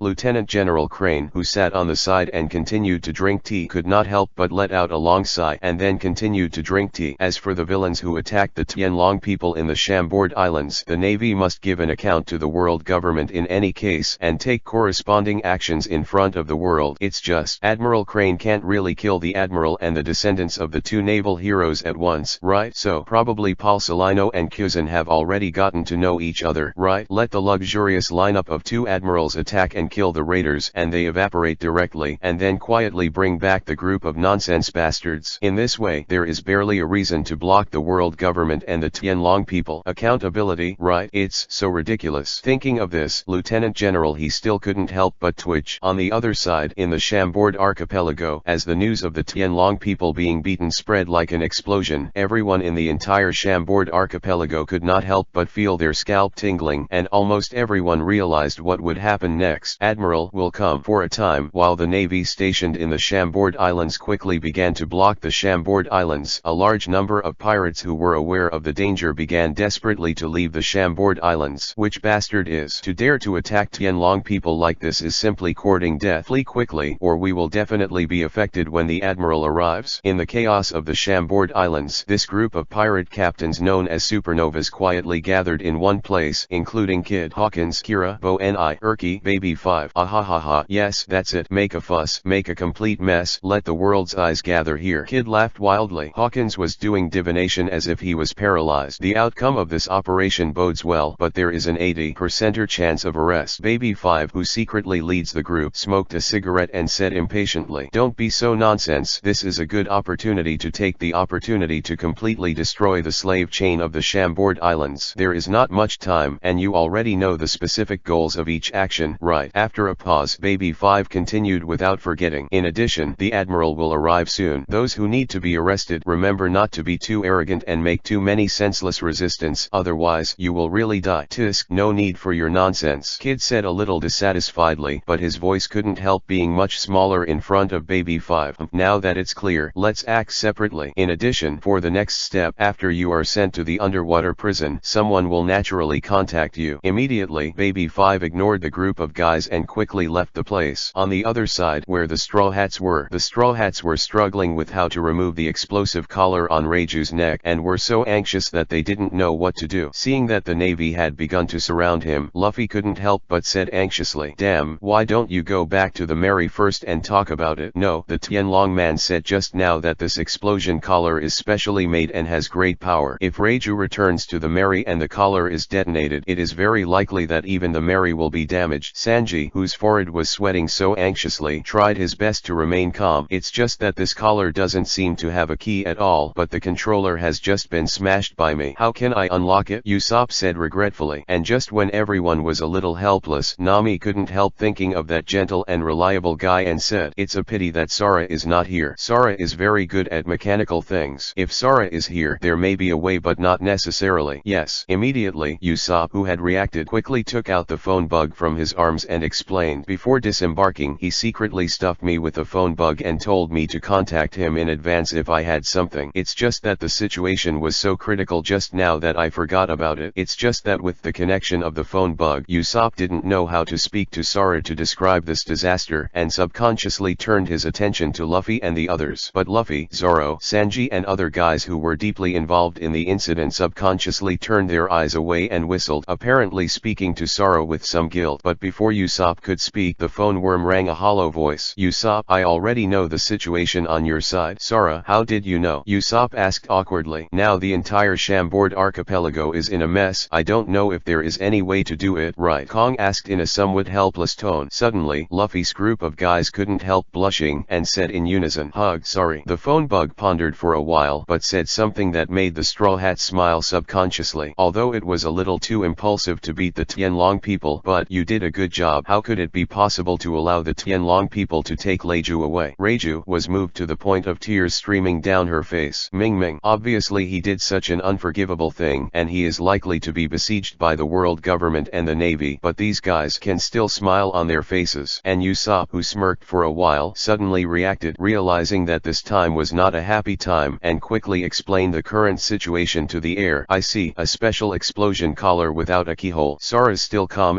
voice sounded and then shouted, "Luffy, I'm here." "Sora." Luffy responded quickly. Sora continued, "It doesn't matter if you don't have a key. Use Flower Sakura." "Luffy, just transfer the explosion through Flower Sakura at the moment when the collar explodes." 369. 747 Chapter 748 General's Debut. Flower Sakura. Luffy was stunned for a moment, then his expression became surprised and he reached out and touched the collar on Reiju's neck. "And many more." Sanji suddenly made a sound, frowned, and said, "Luffy, if I remember correctly, you haven't practiced Liu Ying domineering for a long time, haven't you? When you practiced before, the state was always effective and it was often ineffective." Sanji. Before Sanji could finish speaking, Raikou interrupted Sanji and said, "Since even the captain has confidence, why don't we believe it?" Immediately, Sanji, who had a hint of worry in his eyes, did not speak, and Luffy took a deep breath and understood the weight of Reiju's trust. Reiju had even put his life under pressure. As Luffy held the explosive collar on Reiju's neck with one hand, his eyes gradually became serious and he began to recall all the details of how Sora directed his Sakura to be domineering. "It's this flow of feeling." Luffy's gaze froze, and the moment he forcibly detonated the collar, Liu Ying's domineering flow followed and threw the explosion in another direction. Boom! The next moment, as Luffy's palm swung towards the end of the street, a huge explosion erupted, destroying almost half of the street. At this moment, the Straw Hats had a feeling of luck in their hearts. If such an exaggerated explosion were to explode on the Mary, it is very likely that the entire ship would be disintegrated directly, and Reiju may also be directly blown off his neck. Success! Immediately, the Straw Hats burst into cheers, and Sora on the other end of the phone bug was slightly relieved. In the dark alley on the other side of the street, an old man with glasses, whose beard and hair had completely turned white but still gave the impression of being quite tough, leaned against the wall, and the corners of his mouth could not help but rise slightly, muttering, "Have you mastered domineering to this extent before entering the New World Sea area? What an amazing kid." However, the excitement of the Straw Hats did not last long. After this short delay, the navy of the Chambord Islands had completed the siege of the Straw Hats and started to attack. Therefore, the Straw Hats can only start to force a breakthrough, and Luffy, Zoro, Sanji, and Raikou, who are the main forces, cover Nami, Usopp, and Chopper and start to evacuate Kong. "The navy has started to attack us. Have you finished the coding on your side?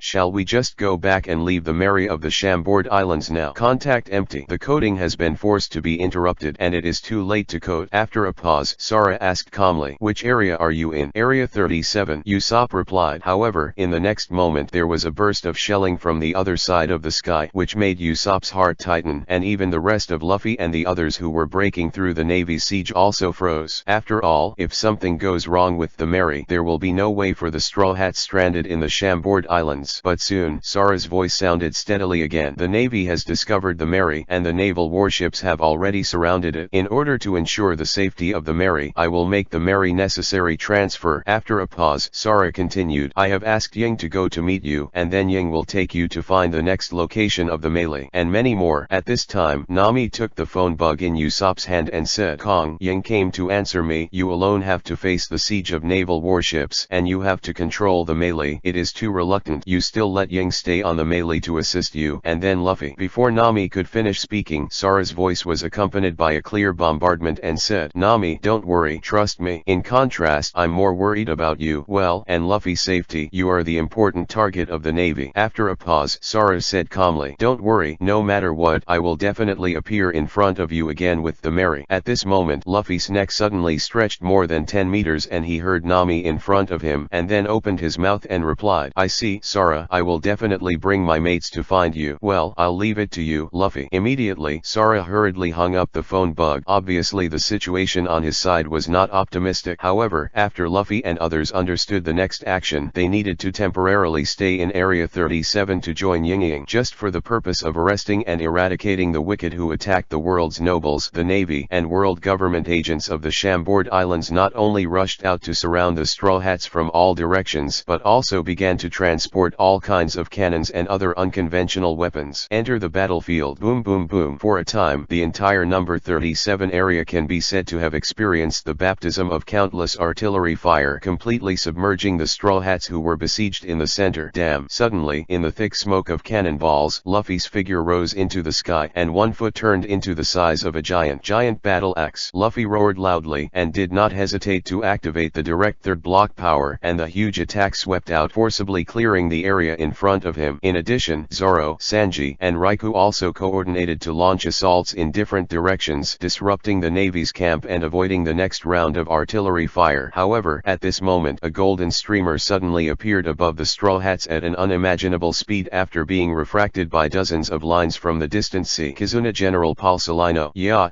it's really exaggerated. Paul Salino glanced at the chaotic battlefield below, crossed his hands in front of him, and said in a leisurely tone, then, as an elder, let's give you little devils a little greeting. Bakakayanguyu. In an instant, countless light bombs poured frantically toward the area below number 37, completely including the entire Straw Hat pirates, and the sky-high smoke completely enveloped the entire battlefield. In such an indistinguishable battlefield environment, the Navy, which had a numerical advantage, had to start retreating to reorganize its formation, and witnessing the appearance of General Paul Salino, the morale was shaken in vain. Guo. Sure enough, the future is coming. Great, it's General Yellow Ape. Is this the power of the General? It's easy to create a destructive power that dozens of artillery salvos can't achieve. Facing the adoring gazes of the Navy soldiers, Paul Salino put his hands in his pockets and landed beside a rear admiral who was in charge, and said, well, leave it to this old man. You transfer the naval forces to maintain law and order. The Chambord Islands can't be in such a mess. 748 Chapter 749. Play the game again. Yes. The rear admiral hurriedly saluted and replied with reverence. Then these villains will be handed over to you. Salino pushed his brown sunglasses and said, go ahead, and by the way, clean up all the hidden pirates in the Chambord archipelago. Such hidden dangers must not be allowed to appear again. Yes. Immediately, the rear admiral did not hesitate in the slightest, much less doubt that Admiral Paul Salino, who is the highest naval force, does not have the ability to deal with the pirates in front of him. Other areas of the Chambord Islands. As the Navy soldiers left, the smoke that permeated the number 37 area gradually dissipated a lot, and the appearance of the Straw Hats clearly appeared in front of Paul Salino again. Paul Salino, on the other hand, put his hands in his pockets, looked down at the Straw Hats in front of him with a casual contempt on his face, and said, yeah, the luck of you little bastards seems to be terrible. Is it all just scratches? However, compared to Paul Salino's relaxed tone, the Straw Hats are almost all wounded at this time, and their appearance is already embarrassed, especially when they forcefully use their bodies to help Nami, Chopper, and Usopp. Sanji, who blocked a few 8-foot Kyangujade, was already seriously injured. Fortunately, the bloodline factor in Sanji's body has been completely awakened, otherwise he may have completely lost his combat effectiveness. Damn, is this guy an admiral? So strong. For a time the faces of the Straw Hats almost turned ugly, and Paul Celino was still talking leisurely, as if he was not anxious at all to arrest the Straw Hats in front of him. Tisk tisk, I heard that you little bastards defeated Anilu.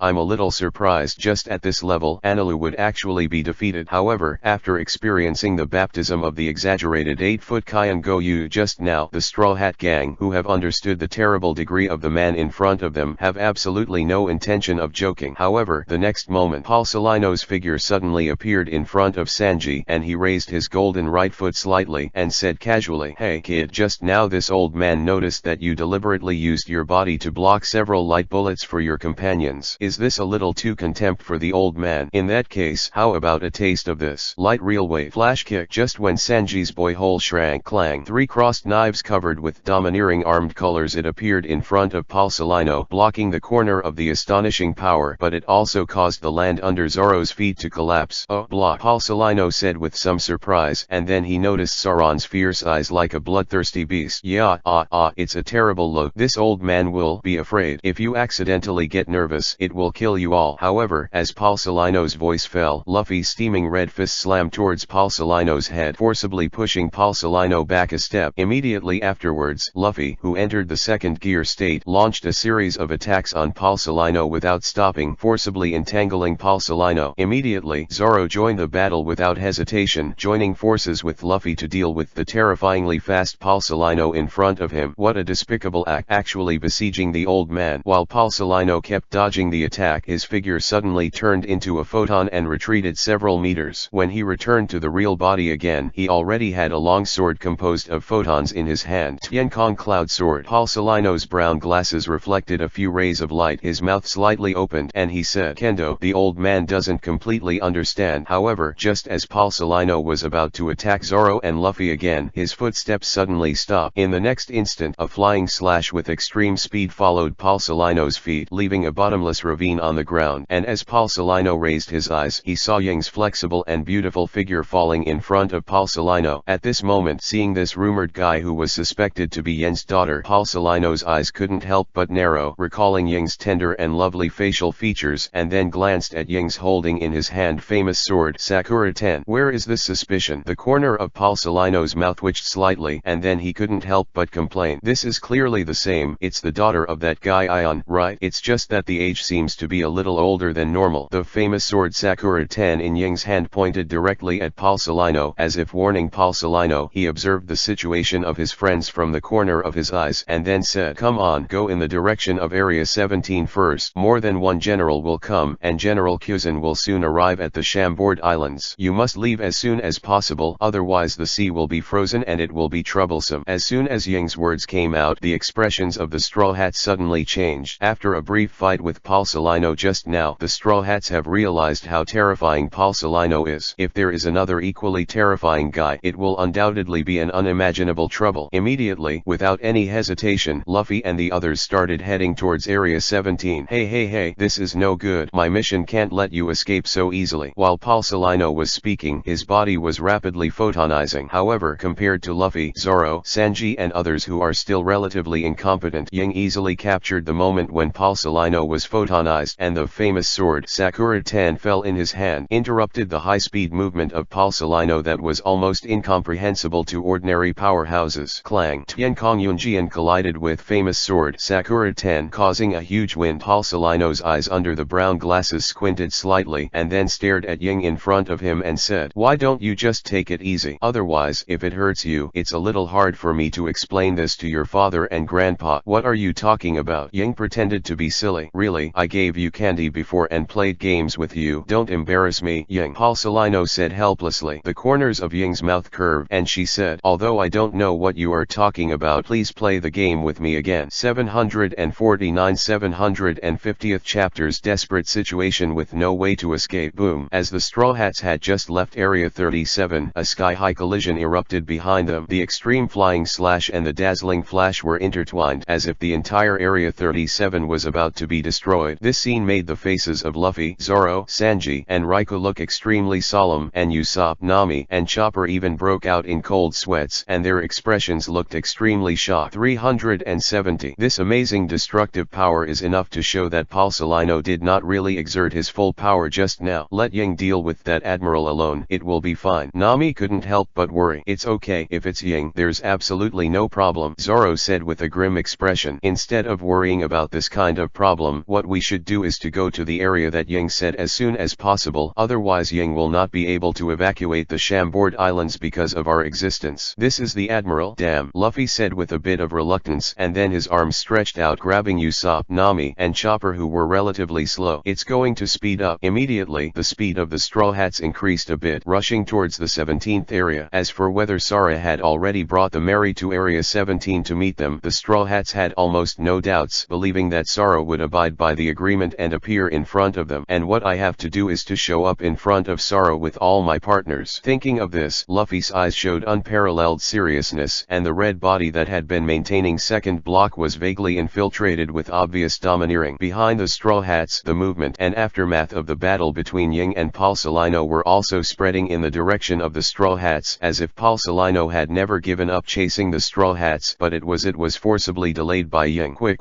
As the Straw Hats roared inwardly, the speed was repeatedly raised, and they finally broke through the layers of temporary obstacles formed by the Navy to reach the edge of the coast of Area 17. However, on the coastline of Area 17, the expected Mary did not appear. On the contrary, the main guns of the two naval battleships from the Navy headquarters like steel behemoths were aiming at the direction of the Straw Hats. The dark and exaggerated gun barrels made Usopp, Nami, and Chopper 3 cowardly. The group's cold hair stood on end, and Luffy, Zoro, Sanji, and Riku's domineering arrogance felt even more dangerous. Oops. Luffy turned his head and looked in the direction behind him. The movement of Ying and Palsalino's battle was also approaching, and the flying slashes that swept around from time to time showed the intensity of the battle. Surrender, Straw Hats. At this moment, a lazy voice sounded on the bow of the warship, and Kyuzen's tall and thin figure appeared above. He gently pushed up his blindfold and looked down at the Straw Hats on the edge of the coast below. You have no way to escape. How about giving up unnecessary resistance? So, is that the highest combat power of the Navy, Aokiji Admiral Kyuzen? As the Straw Hat gang recognized Kyuzen's identity, their hearts suddenly became cold. The two admirals attacked back and forth and were locked by the main guns of the naval battleship, which was undoubtedly a desperate situation for the pirates. How to do? Zoro silently rebided the word Hidei, and then said in a low voice, give it a go. Luffy took a deep breath and pressed his straw hat hard, but no expression could be seen on his covered face. Immediately, after pondering for a while, Luffy said, Saran, Sanji, Riku, you take Nami, Usopp, and Chopper to evacuate in the other direction, wait for the arrival of the Mary, and then leave the Chambord Islands as soon as possible. If Aokiji, I will deal with it. All of a sudden, the Straw Hats looked at Luffy with incomparable surprise.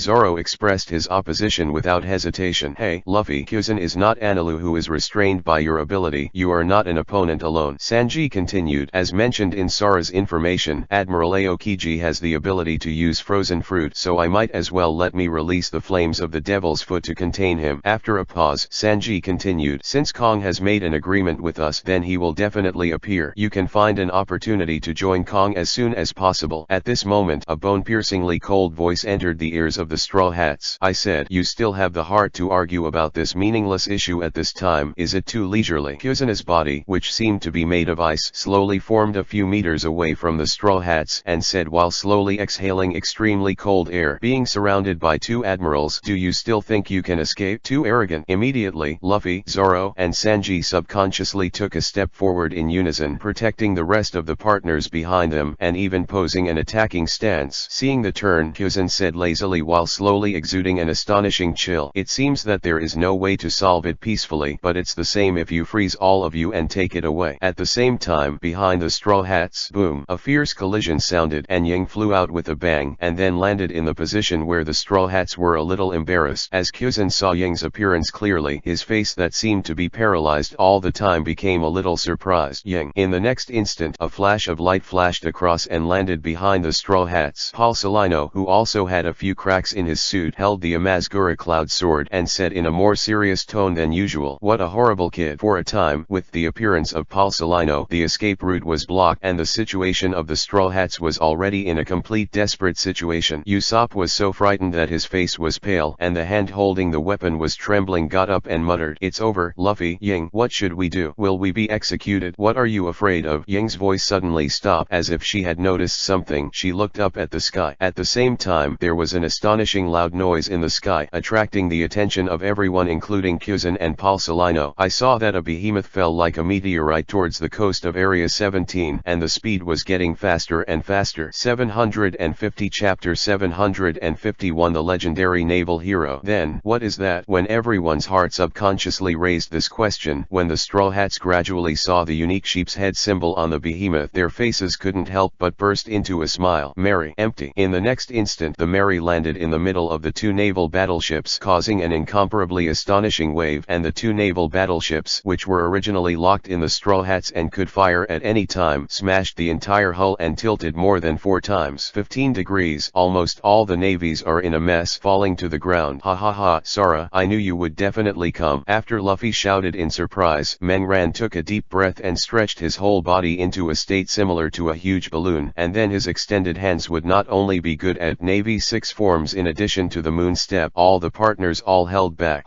The next moment the gas that was sucked into Luffy's stomach quickly spewed out like a leaking balloon, flying towards the direction of the Mary. Seeing this, Palsalino subconsciously raised his right foot, trying to make up for a powerful light speed kick in the direction of Luffy, but he seemed to have suddenly thought of something, and his expression was a little resentful. Put your right foot down. However, even though Palsalino didn't stop Luffy directly, Kuzin raised his arm, and a large piece of ice was chasing in Luffy's direction like an upstream waterfall. Seeing that he was about to freeze Luffy and the others in mid-air, Ying was the first to block behind Luffy and slashed the famous sword Sakura 10 in his hand. Boom! The entire ice cube waterfall was directly divided into 2, and the terrifying flying slash even went straight to Kuzin along the ice cube waterfall, cutting Kuzin, who had entered the elementalization, into 2 pieces. After Kuzin recovered from the elementalized state under such a momentary obstruction, the Straw Hats had already fallen into the Mary. The next moment the melee, which on the surface needs to rely on the wind to sail like an ordinary pirate ship, showed a powerful power no less than that of a naval battleship. The speed suddenly increased, and it quickly sailed towards the sea. Ice Age. However, as Kuzin touched the sea water with one hand, the terrifying cold air instantly froze the sea and spread rapidly towards the direction of the Mary. Usopp, who happened to turn his head to witness this scene, shouted in shock, "Empty! Empty! The sea is going to be frozen. Let Mary fly like just now." However, as Usopp's voice fell, the Mary was completely frozen on the sea surface. Immediately Kuzin let out a sigh of relief, and Palsalino, who had his hands in his pockets, walked towards the Mary step by step and said lazily, "As I said, there's no point in running away. Let's catch it." For a time the hearts of the Straw Hats fell from a state of great joy to a state of great sorrow. Guru, Usopp, Nami, and Chopper spit out saliva and then looked at Sara, who seemed to be able to solve it anytime. Ugh. Sara sighed softly, pushed his glasses and stood up from the driver's seat before speaking. "There's no way. It seems that there is only one fight." As Sara's voice fell, the expressions of Luffy, Zoro, Sanji, Raikou, and Ying also completely firmed up, but Usopp's expression was still extremely flustered. Hey, these are 2 admirals. No matter how you think about it, there's nothing to win." Suddenly, Usopp's voice was completely stuck in his throat. Tong Kong shrank as if he saw something extremely shocking and was heading towards Kuzin and Polusari, who were walking towards the Mary. Nyo also stopped in unison. The Straw Hats, who noticed the abnormality, also followed Usopp's line of sight and saw a huge naval warship slowly approaching in the distance. More importantly, the Navy warship has a bow somewhat similar to a dragon's head and the huge word Sakura Dragon written on the sail. Usopp's face was pale and he spoke in horror. "The legendary naval hero, Sakura Dragon." At this moment, not only the timid Usopp but even Zoro, Sanji, and the others showed a bit of despair on their faces, murmured, "Why, offending the Tianlong people will only attract generals. Since there are already 2 admirals in the Navy, why even the legendary naval hero? Tisk, 2 admirals and a legendary naval hero? Like this? The journey is really exciting. There is no chance of winning. Against such a lineup, I am afraid that even the pirate group once known as the 4 Emperors in the waters of the New World has no chance of winning." Right. While the Straw Hats murmured in shock, Kuzin and Palsalino also had a bit of surprise on their expressions, and they discussed in a low voice, "Is Ion back so soon? After all, I heard the news of Sara and Ying, who had been missing for so many years, so I kept on their way day and night." Right. That's really possible. Speaking of which, Ion hasn't returned to Marin Vando for many years, hasn't he?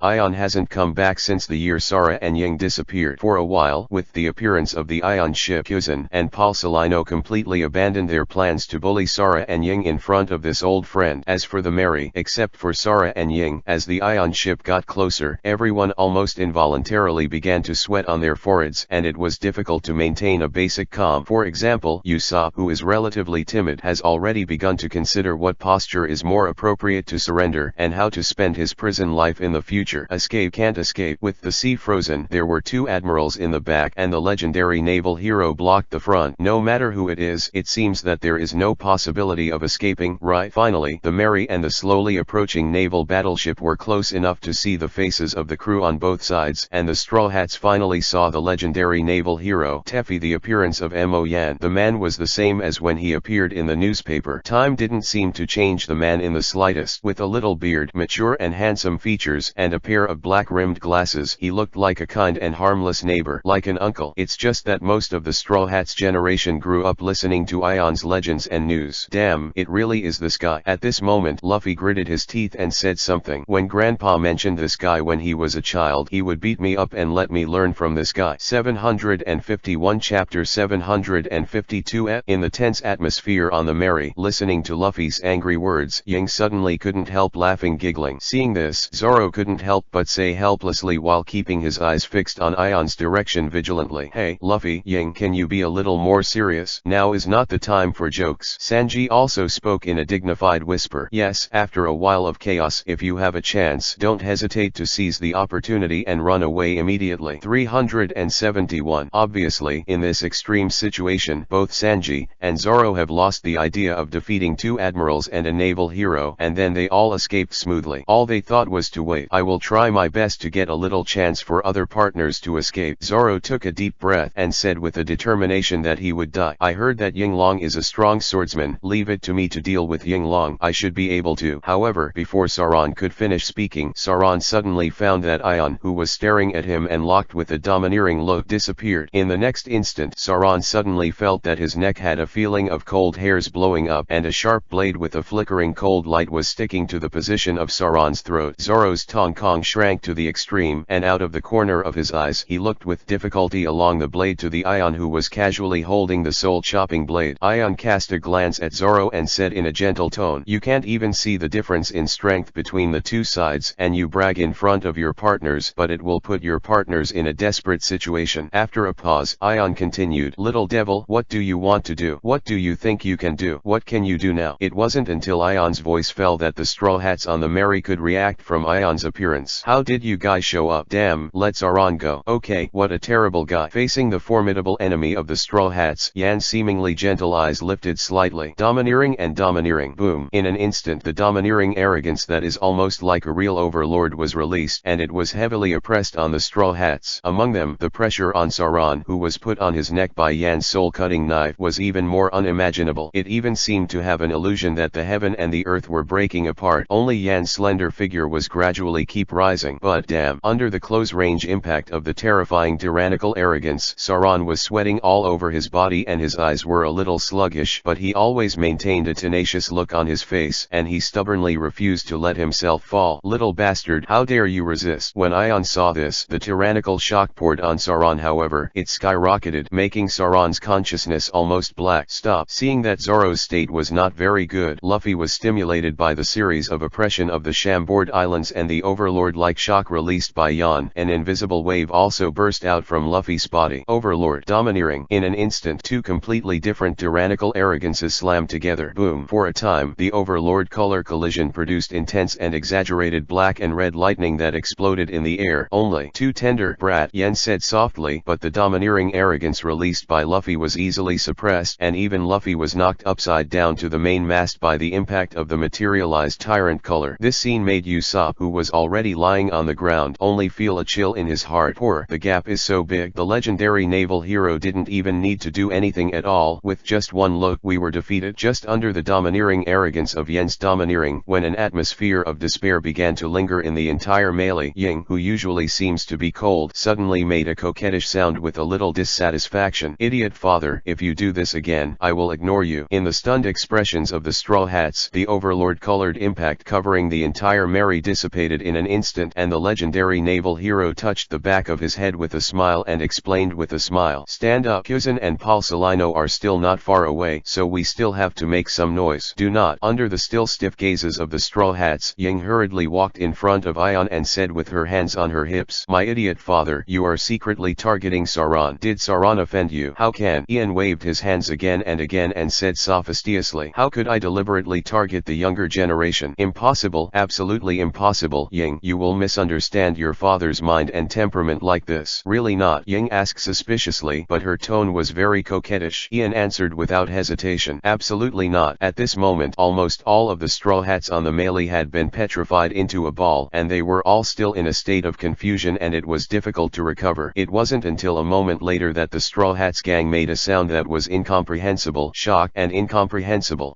Is that a lie? Ying is actually the daughter of that legendary naval hero. I'm not dreaming, I'm hallucinating, right? Amidst the incoherent and even stammering discussions of the Straw Hats, Sanji suddenly thought of something and turned to Sara, who had been standing beside him without doing anything. So, are you also Yinglong's child?" Sara pushed his glasses and asked rhetorically, "Don't I look alike to my father?" Sanji heard the words, and his eyes moved back and forth between Sara and Ion's facial features several times, and then he said with hindsight, "It looks really similar. I should have noticed it long ago. It looks so similar." For a time, the originally desperate and tense atmosphere on the Merry was relieved. The Straw Hats sighed a little in unison, and they ignored the current dangerous situation and discussed happily with each other that at this moment Sauron's somewhat hoarse voice sounded, "Hey, can you put the knife down first?" "What?" Hearing the words, Ian looked sluggish with an embarrassed smile on his face, and even moved the soul-chopping sword back into the scabbard a bit awkwardly and explained, "Sorry, I haven't seen Ying for many years, so I was too happy for a while. I forgot. 752 Chapter 753 The next sailing direction. However, for Ion's explanation, Zoro's intuition derived from the swordsman felt that this guy did it on purpose, and even wanted to really take the opportunity to chop himself up to add to the fun. Tisk. Recalling his embarrassed posture just now, Zoro's face twitched slightly, and he said very seriously, "Yinglong, you remember it for me. Sooner or later I will definitely." Before Sauron could finish speaking, Ying knocked heavily on Sauron's mind and said dissatisfiedly, "Sauron, what do you guys want to do?" With Ying's extraordinary power, it was so painful that Zoro squatted on the ground and covered his head with his hands, and continued, "No, I mean I will definitely, invite Yinglong to drink." "No, I never drink," Yen said without blushing and heartbeat, and then focused his attention on Ying again, observing the specific changes of Ying, and asking about Ying's current situation. Although Yen has always been well aware of the whereabouts and status of the Straw Hat Pirates, Yen has not seen Ying for quite some time after all, and he felt a little more joyful for a while. Right now, really, when Du saw Ying, she felt that compared to the past she was capricious and squeamish, but Ying seemed to be a lot more mature, so she couldn't help but say, "Adventure, it's hard work." Ying replied with a smile on her face, "No, very happy, much happier than I imagined, and my friends are also very kind to me." "Yes." Ian rubbed Ying's long smooth hair, then pushed on his glasses and said to the Straw Hats in a gentle tone, "During this time, I really trouble you to take care of Ying's willfulness." Luffy replied bluntly, "You're welcome, uncle. It's you. Do you know that you hurt me?" Before Luffy could finish speaking, Usopp hurriedly covered Luffy's mouth and said with a desire to survive, "Ha ha ha, it's because Ying took care of us a lot." Yan touched the back of his head with a simple, honest, and dull look, looking like a rather pure and simple handsome uncle, and said, No,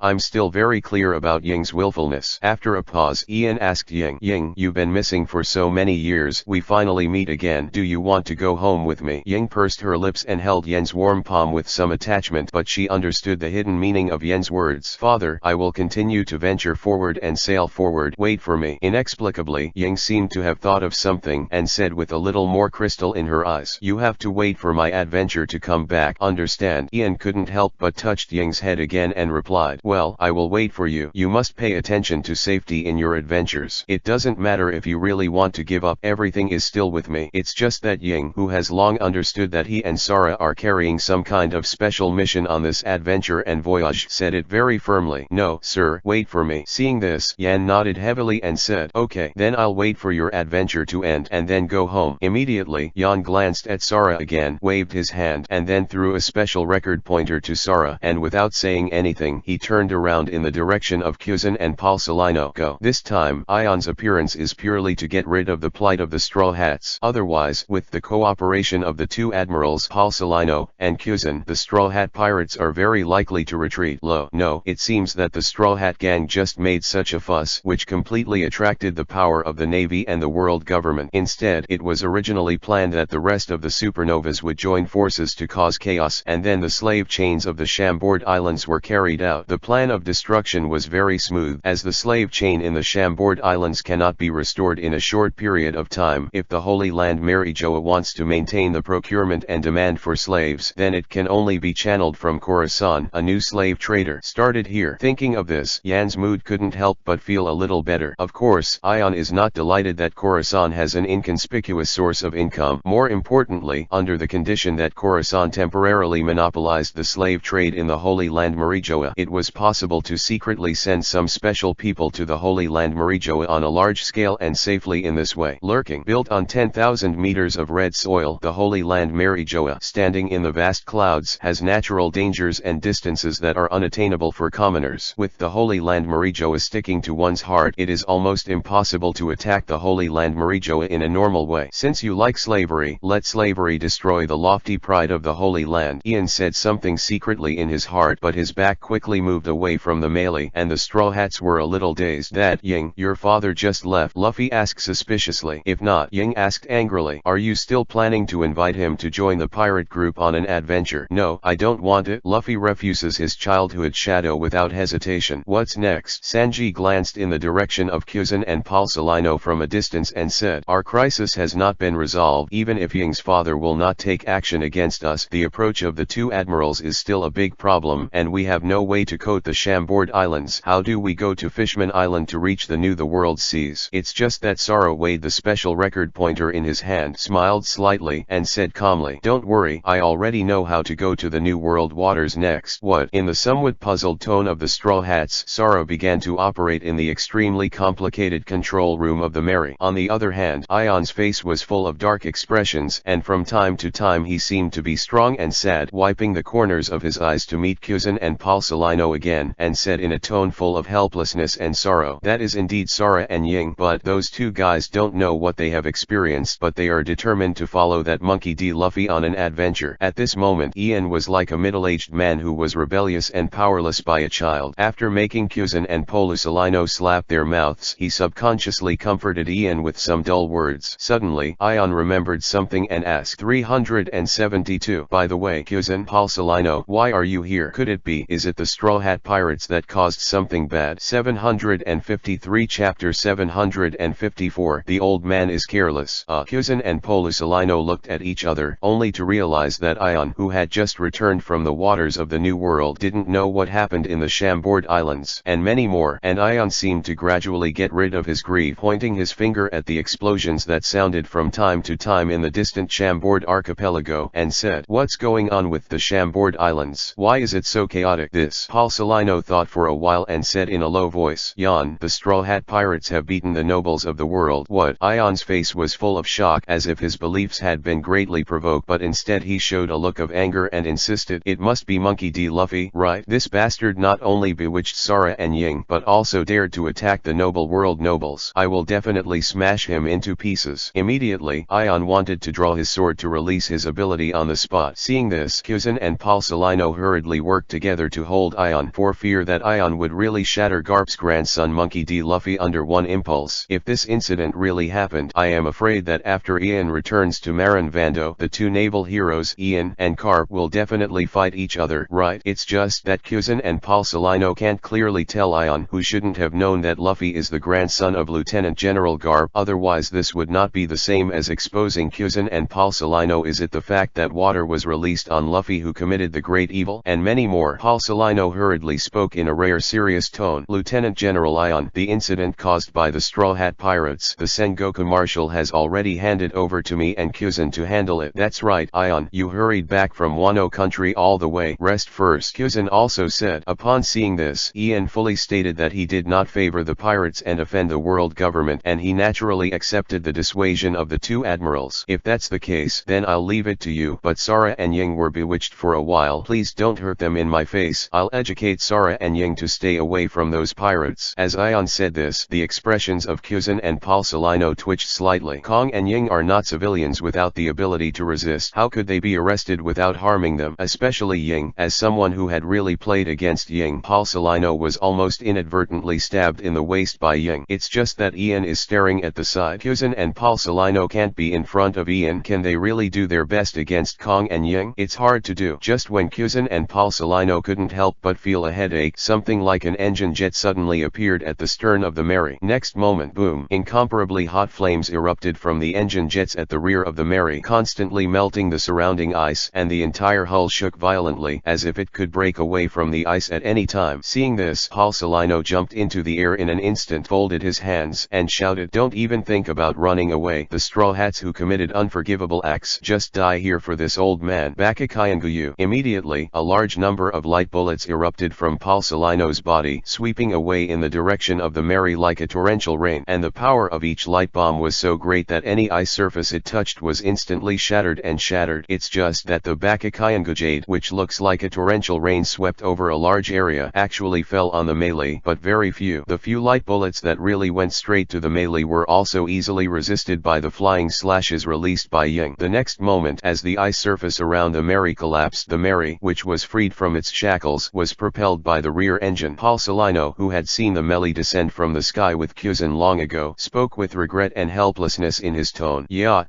is there such a thing?" The old man was careless and didn't flash over to chase him in time. Kuzan also said with a sad face, "I didn't expect this ship to be able to fly like the pirates of Analu. It's troublesome now, and the Straw Hat pirates escape. No, you can't let them go." Yan gritted his teeth even more, and then took his exclusive use in the Navy from Xiao Jin's mouth standing on his shoulder. The phone bug began to mobilize the naval forces around the Red Earth continent to contain the Straw Hat pirates. At first Kuzan and Paul Salino also thought that Ion was just following the trend. However, as Ion's orders were issued one after another, a search network with nowhere to go was formed based on the sea area where the Straw Hat pirates fled. For a while, Paul Salino and Kuzan thought that they just misunderstood Ion's meaning and shouldn't let the Straw Hat pirates go. It's just everything has been done, and Paul Salino and Kuzan haven't left any big loopholes, so they're not worried that the world government will pursue this matter to the end. Boom. However, with the escape of the Straw Hat pirates, the Chambord Islands, which were still in chaos, attracted the attention of the two admirals. No matter what, it's coming. There's always something to do. However, with Kuzan and Polu Salino personally pitching in to suppress the chaos in the Chambord archipelago, it was only then that he realized that things didn't seem very good. Just as the Straw Hat pirates dragged on for a while, as the group of pirates headed by Supernova went crazy, the Chambord archipelago was actually destroyed by more than 50% of the buildings, almost all areas. They are all caught in the flames of war, and many pirates are taking the opportunity to loot treasures and wealth from various auction houses and chambers of commerce. These guys, damn. At this moment, as Kuzan and Paul Salino witnessed that these pirates were so unscrupulous in their eyes, instead of running away, they began to loot and destroy frantically, which completely angered Kuzan and Polu Salino. For a time, after Kuzan and Paul Salino got serious, a large number of pirates were suppressed at a rapid speed. Of course, there are also some arrogant and hot-blooded warriors similar to Kid who are stubbornly planning to challenge the so-called Admiral of the Navy, and then they are directly kicked by Polu Salino, arrested in a state of serious injuries. 754 Chapter 755 KLT0. And while Kuzan and Polu Salino were constantly suppressing the pirates in the Chambord Islands, in an underground darkroom, Baby 5 met with Brooke, and in front of Baby 5 and Brooke, Ace, who was kept in a coma by the drug, was being drawn blood from his body by KLT0, which looked very similar to Luo, and then mixed that part of the blood with a green medicine together. Immediately, KLT0 directly stabbed the green potion on his body and injected all the potion into his body. The next moment, KLT0's body suddenly began to twitch and then fell to the ground and began to twitch continuously, and the body surface also began to undergo inexplicable changes. Witnessing this scene, the terrifying Brooke asked in a nervous and worried tone that was completely out of character, "Well, is he really okay like this?" "Don't worry, the purpose of KLT0 is to adapt to the lineage factor specific medicine," Baby 5 exhaled and said indifferently, "and along the way, the KLT0 has been tested hundreds of times with no problems." "Really? That's it?" Brooke's skeleton's mouth opened and closed, and then he suddenly realized that he didn't know what a specialized potion of bloodline factor was.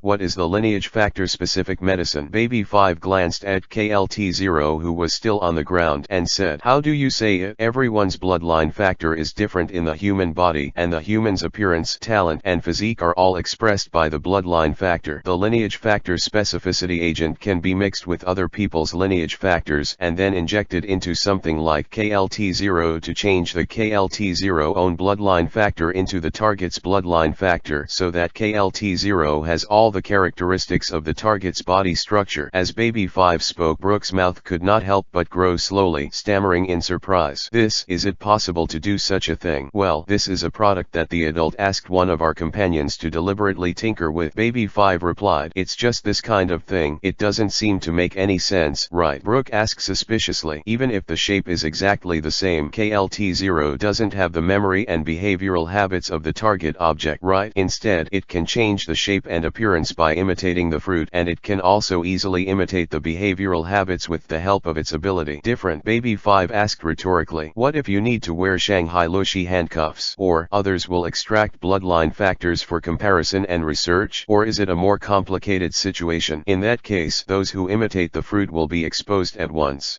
Suddenly, Brooke was at a loss for words and muttered, "It's so complicated. People in this era are really scary." It was at this moment that KLT0, which had fallen to the ground, stood up. At this moment KLT0, no matter how it looks or physique, there is almost no gap with the real Ace. Awesome. As KLT0 really passed the power of technology and completely transformed into Ace's appearance, Brooke was so shocked that he became interested and asked, "Well, do you want me a bottle of bloodline factor specificization potion? What are you going to do?" Baby 5 asked. "That is, if I inject the specialized drug of bloodline factor, can I also become someone else's appearance?" Thinking of this, Brooke even took out a stack of bounty orders from his arms and began to refer to what it should look like. After all, maintaining the state of the skeleton all the time is a bit nonsense, and it is easy to scare others. Well, it seems becoming a woman is also a brand new experience. At this moment, Brooke, who was obviously a skeleton, showed an action as if he was swallowing saliva and muttered expectantly, "In this case, it's very convenient to look at other women's panties." "Forget it." The next moment, Baby 5 ruthlessly interrupted Brooke's fantasy, saying, "Let's not talk about your skeleton frame. Even if you are given a medicine, you can only inject it into the bone marrow to see if it will take effect. What's more, the injection of this medicine by ordinary people will only cause conflicts between the bloodline factors of their own bodies, and the final result will not be death. It's paralysis." "Then why KLT0 can be injected?" Brooke asked with a last shred of hope. Baby 5 said with a bit of disgust on his face, "KLT0 is based on a clone made by one of our partners based on himself, so that the corresponding lineage factor fragments can be combined and expressed according to the lineage factor specific drug.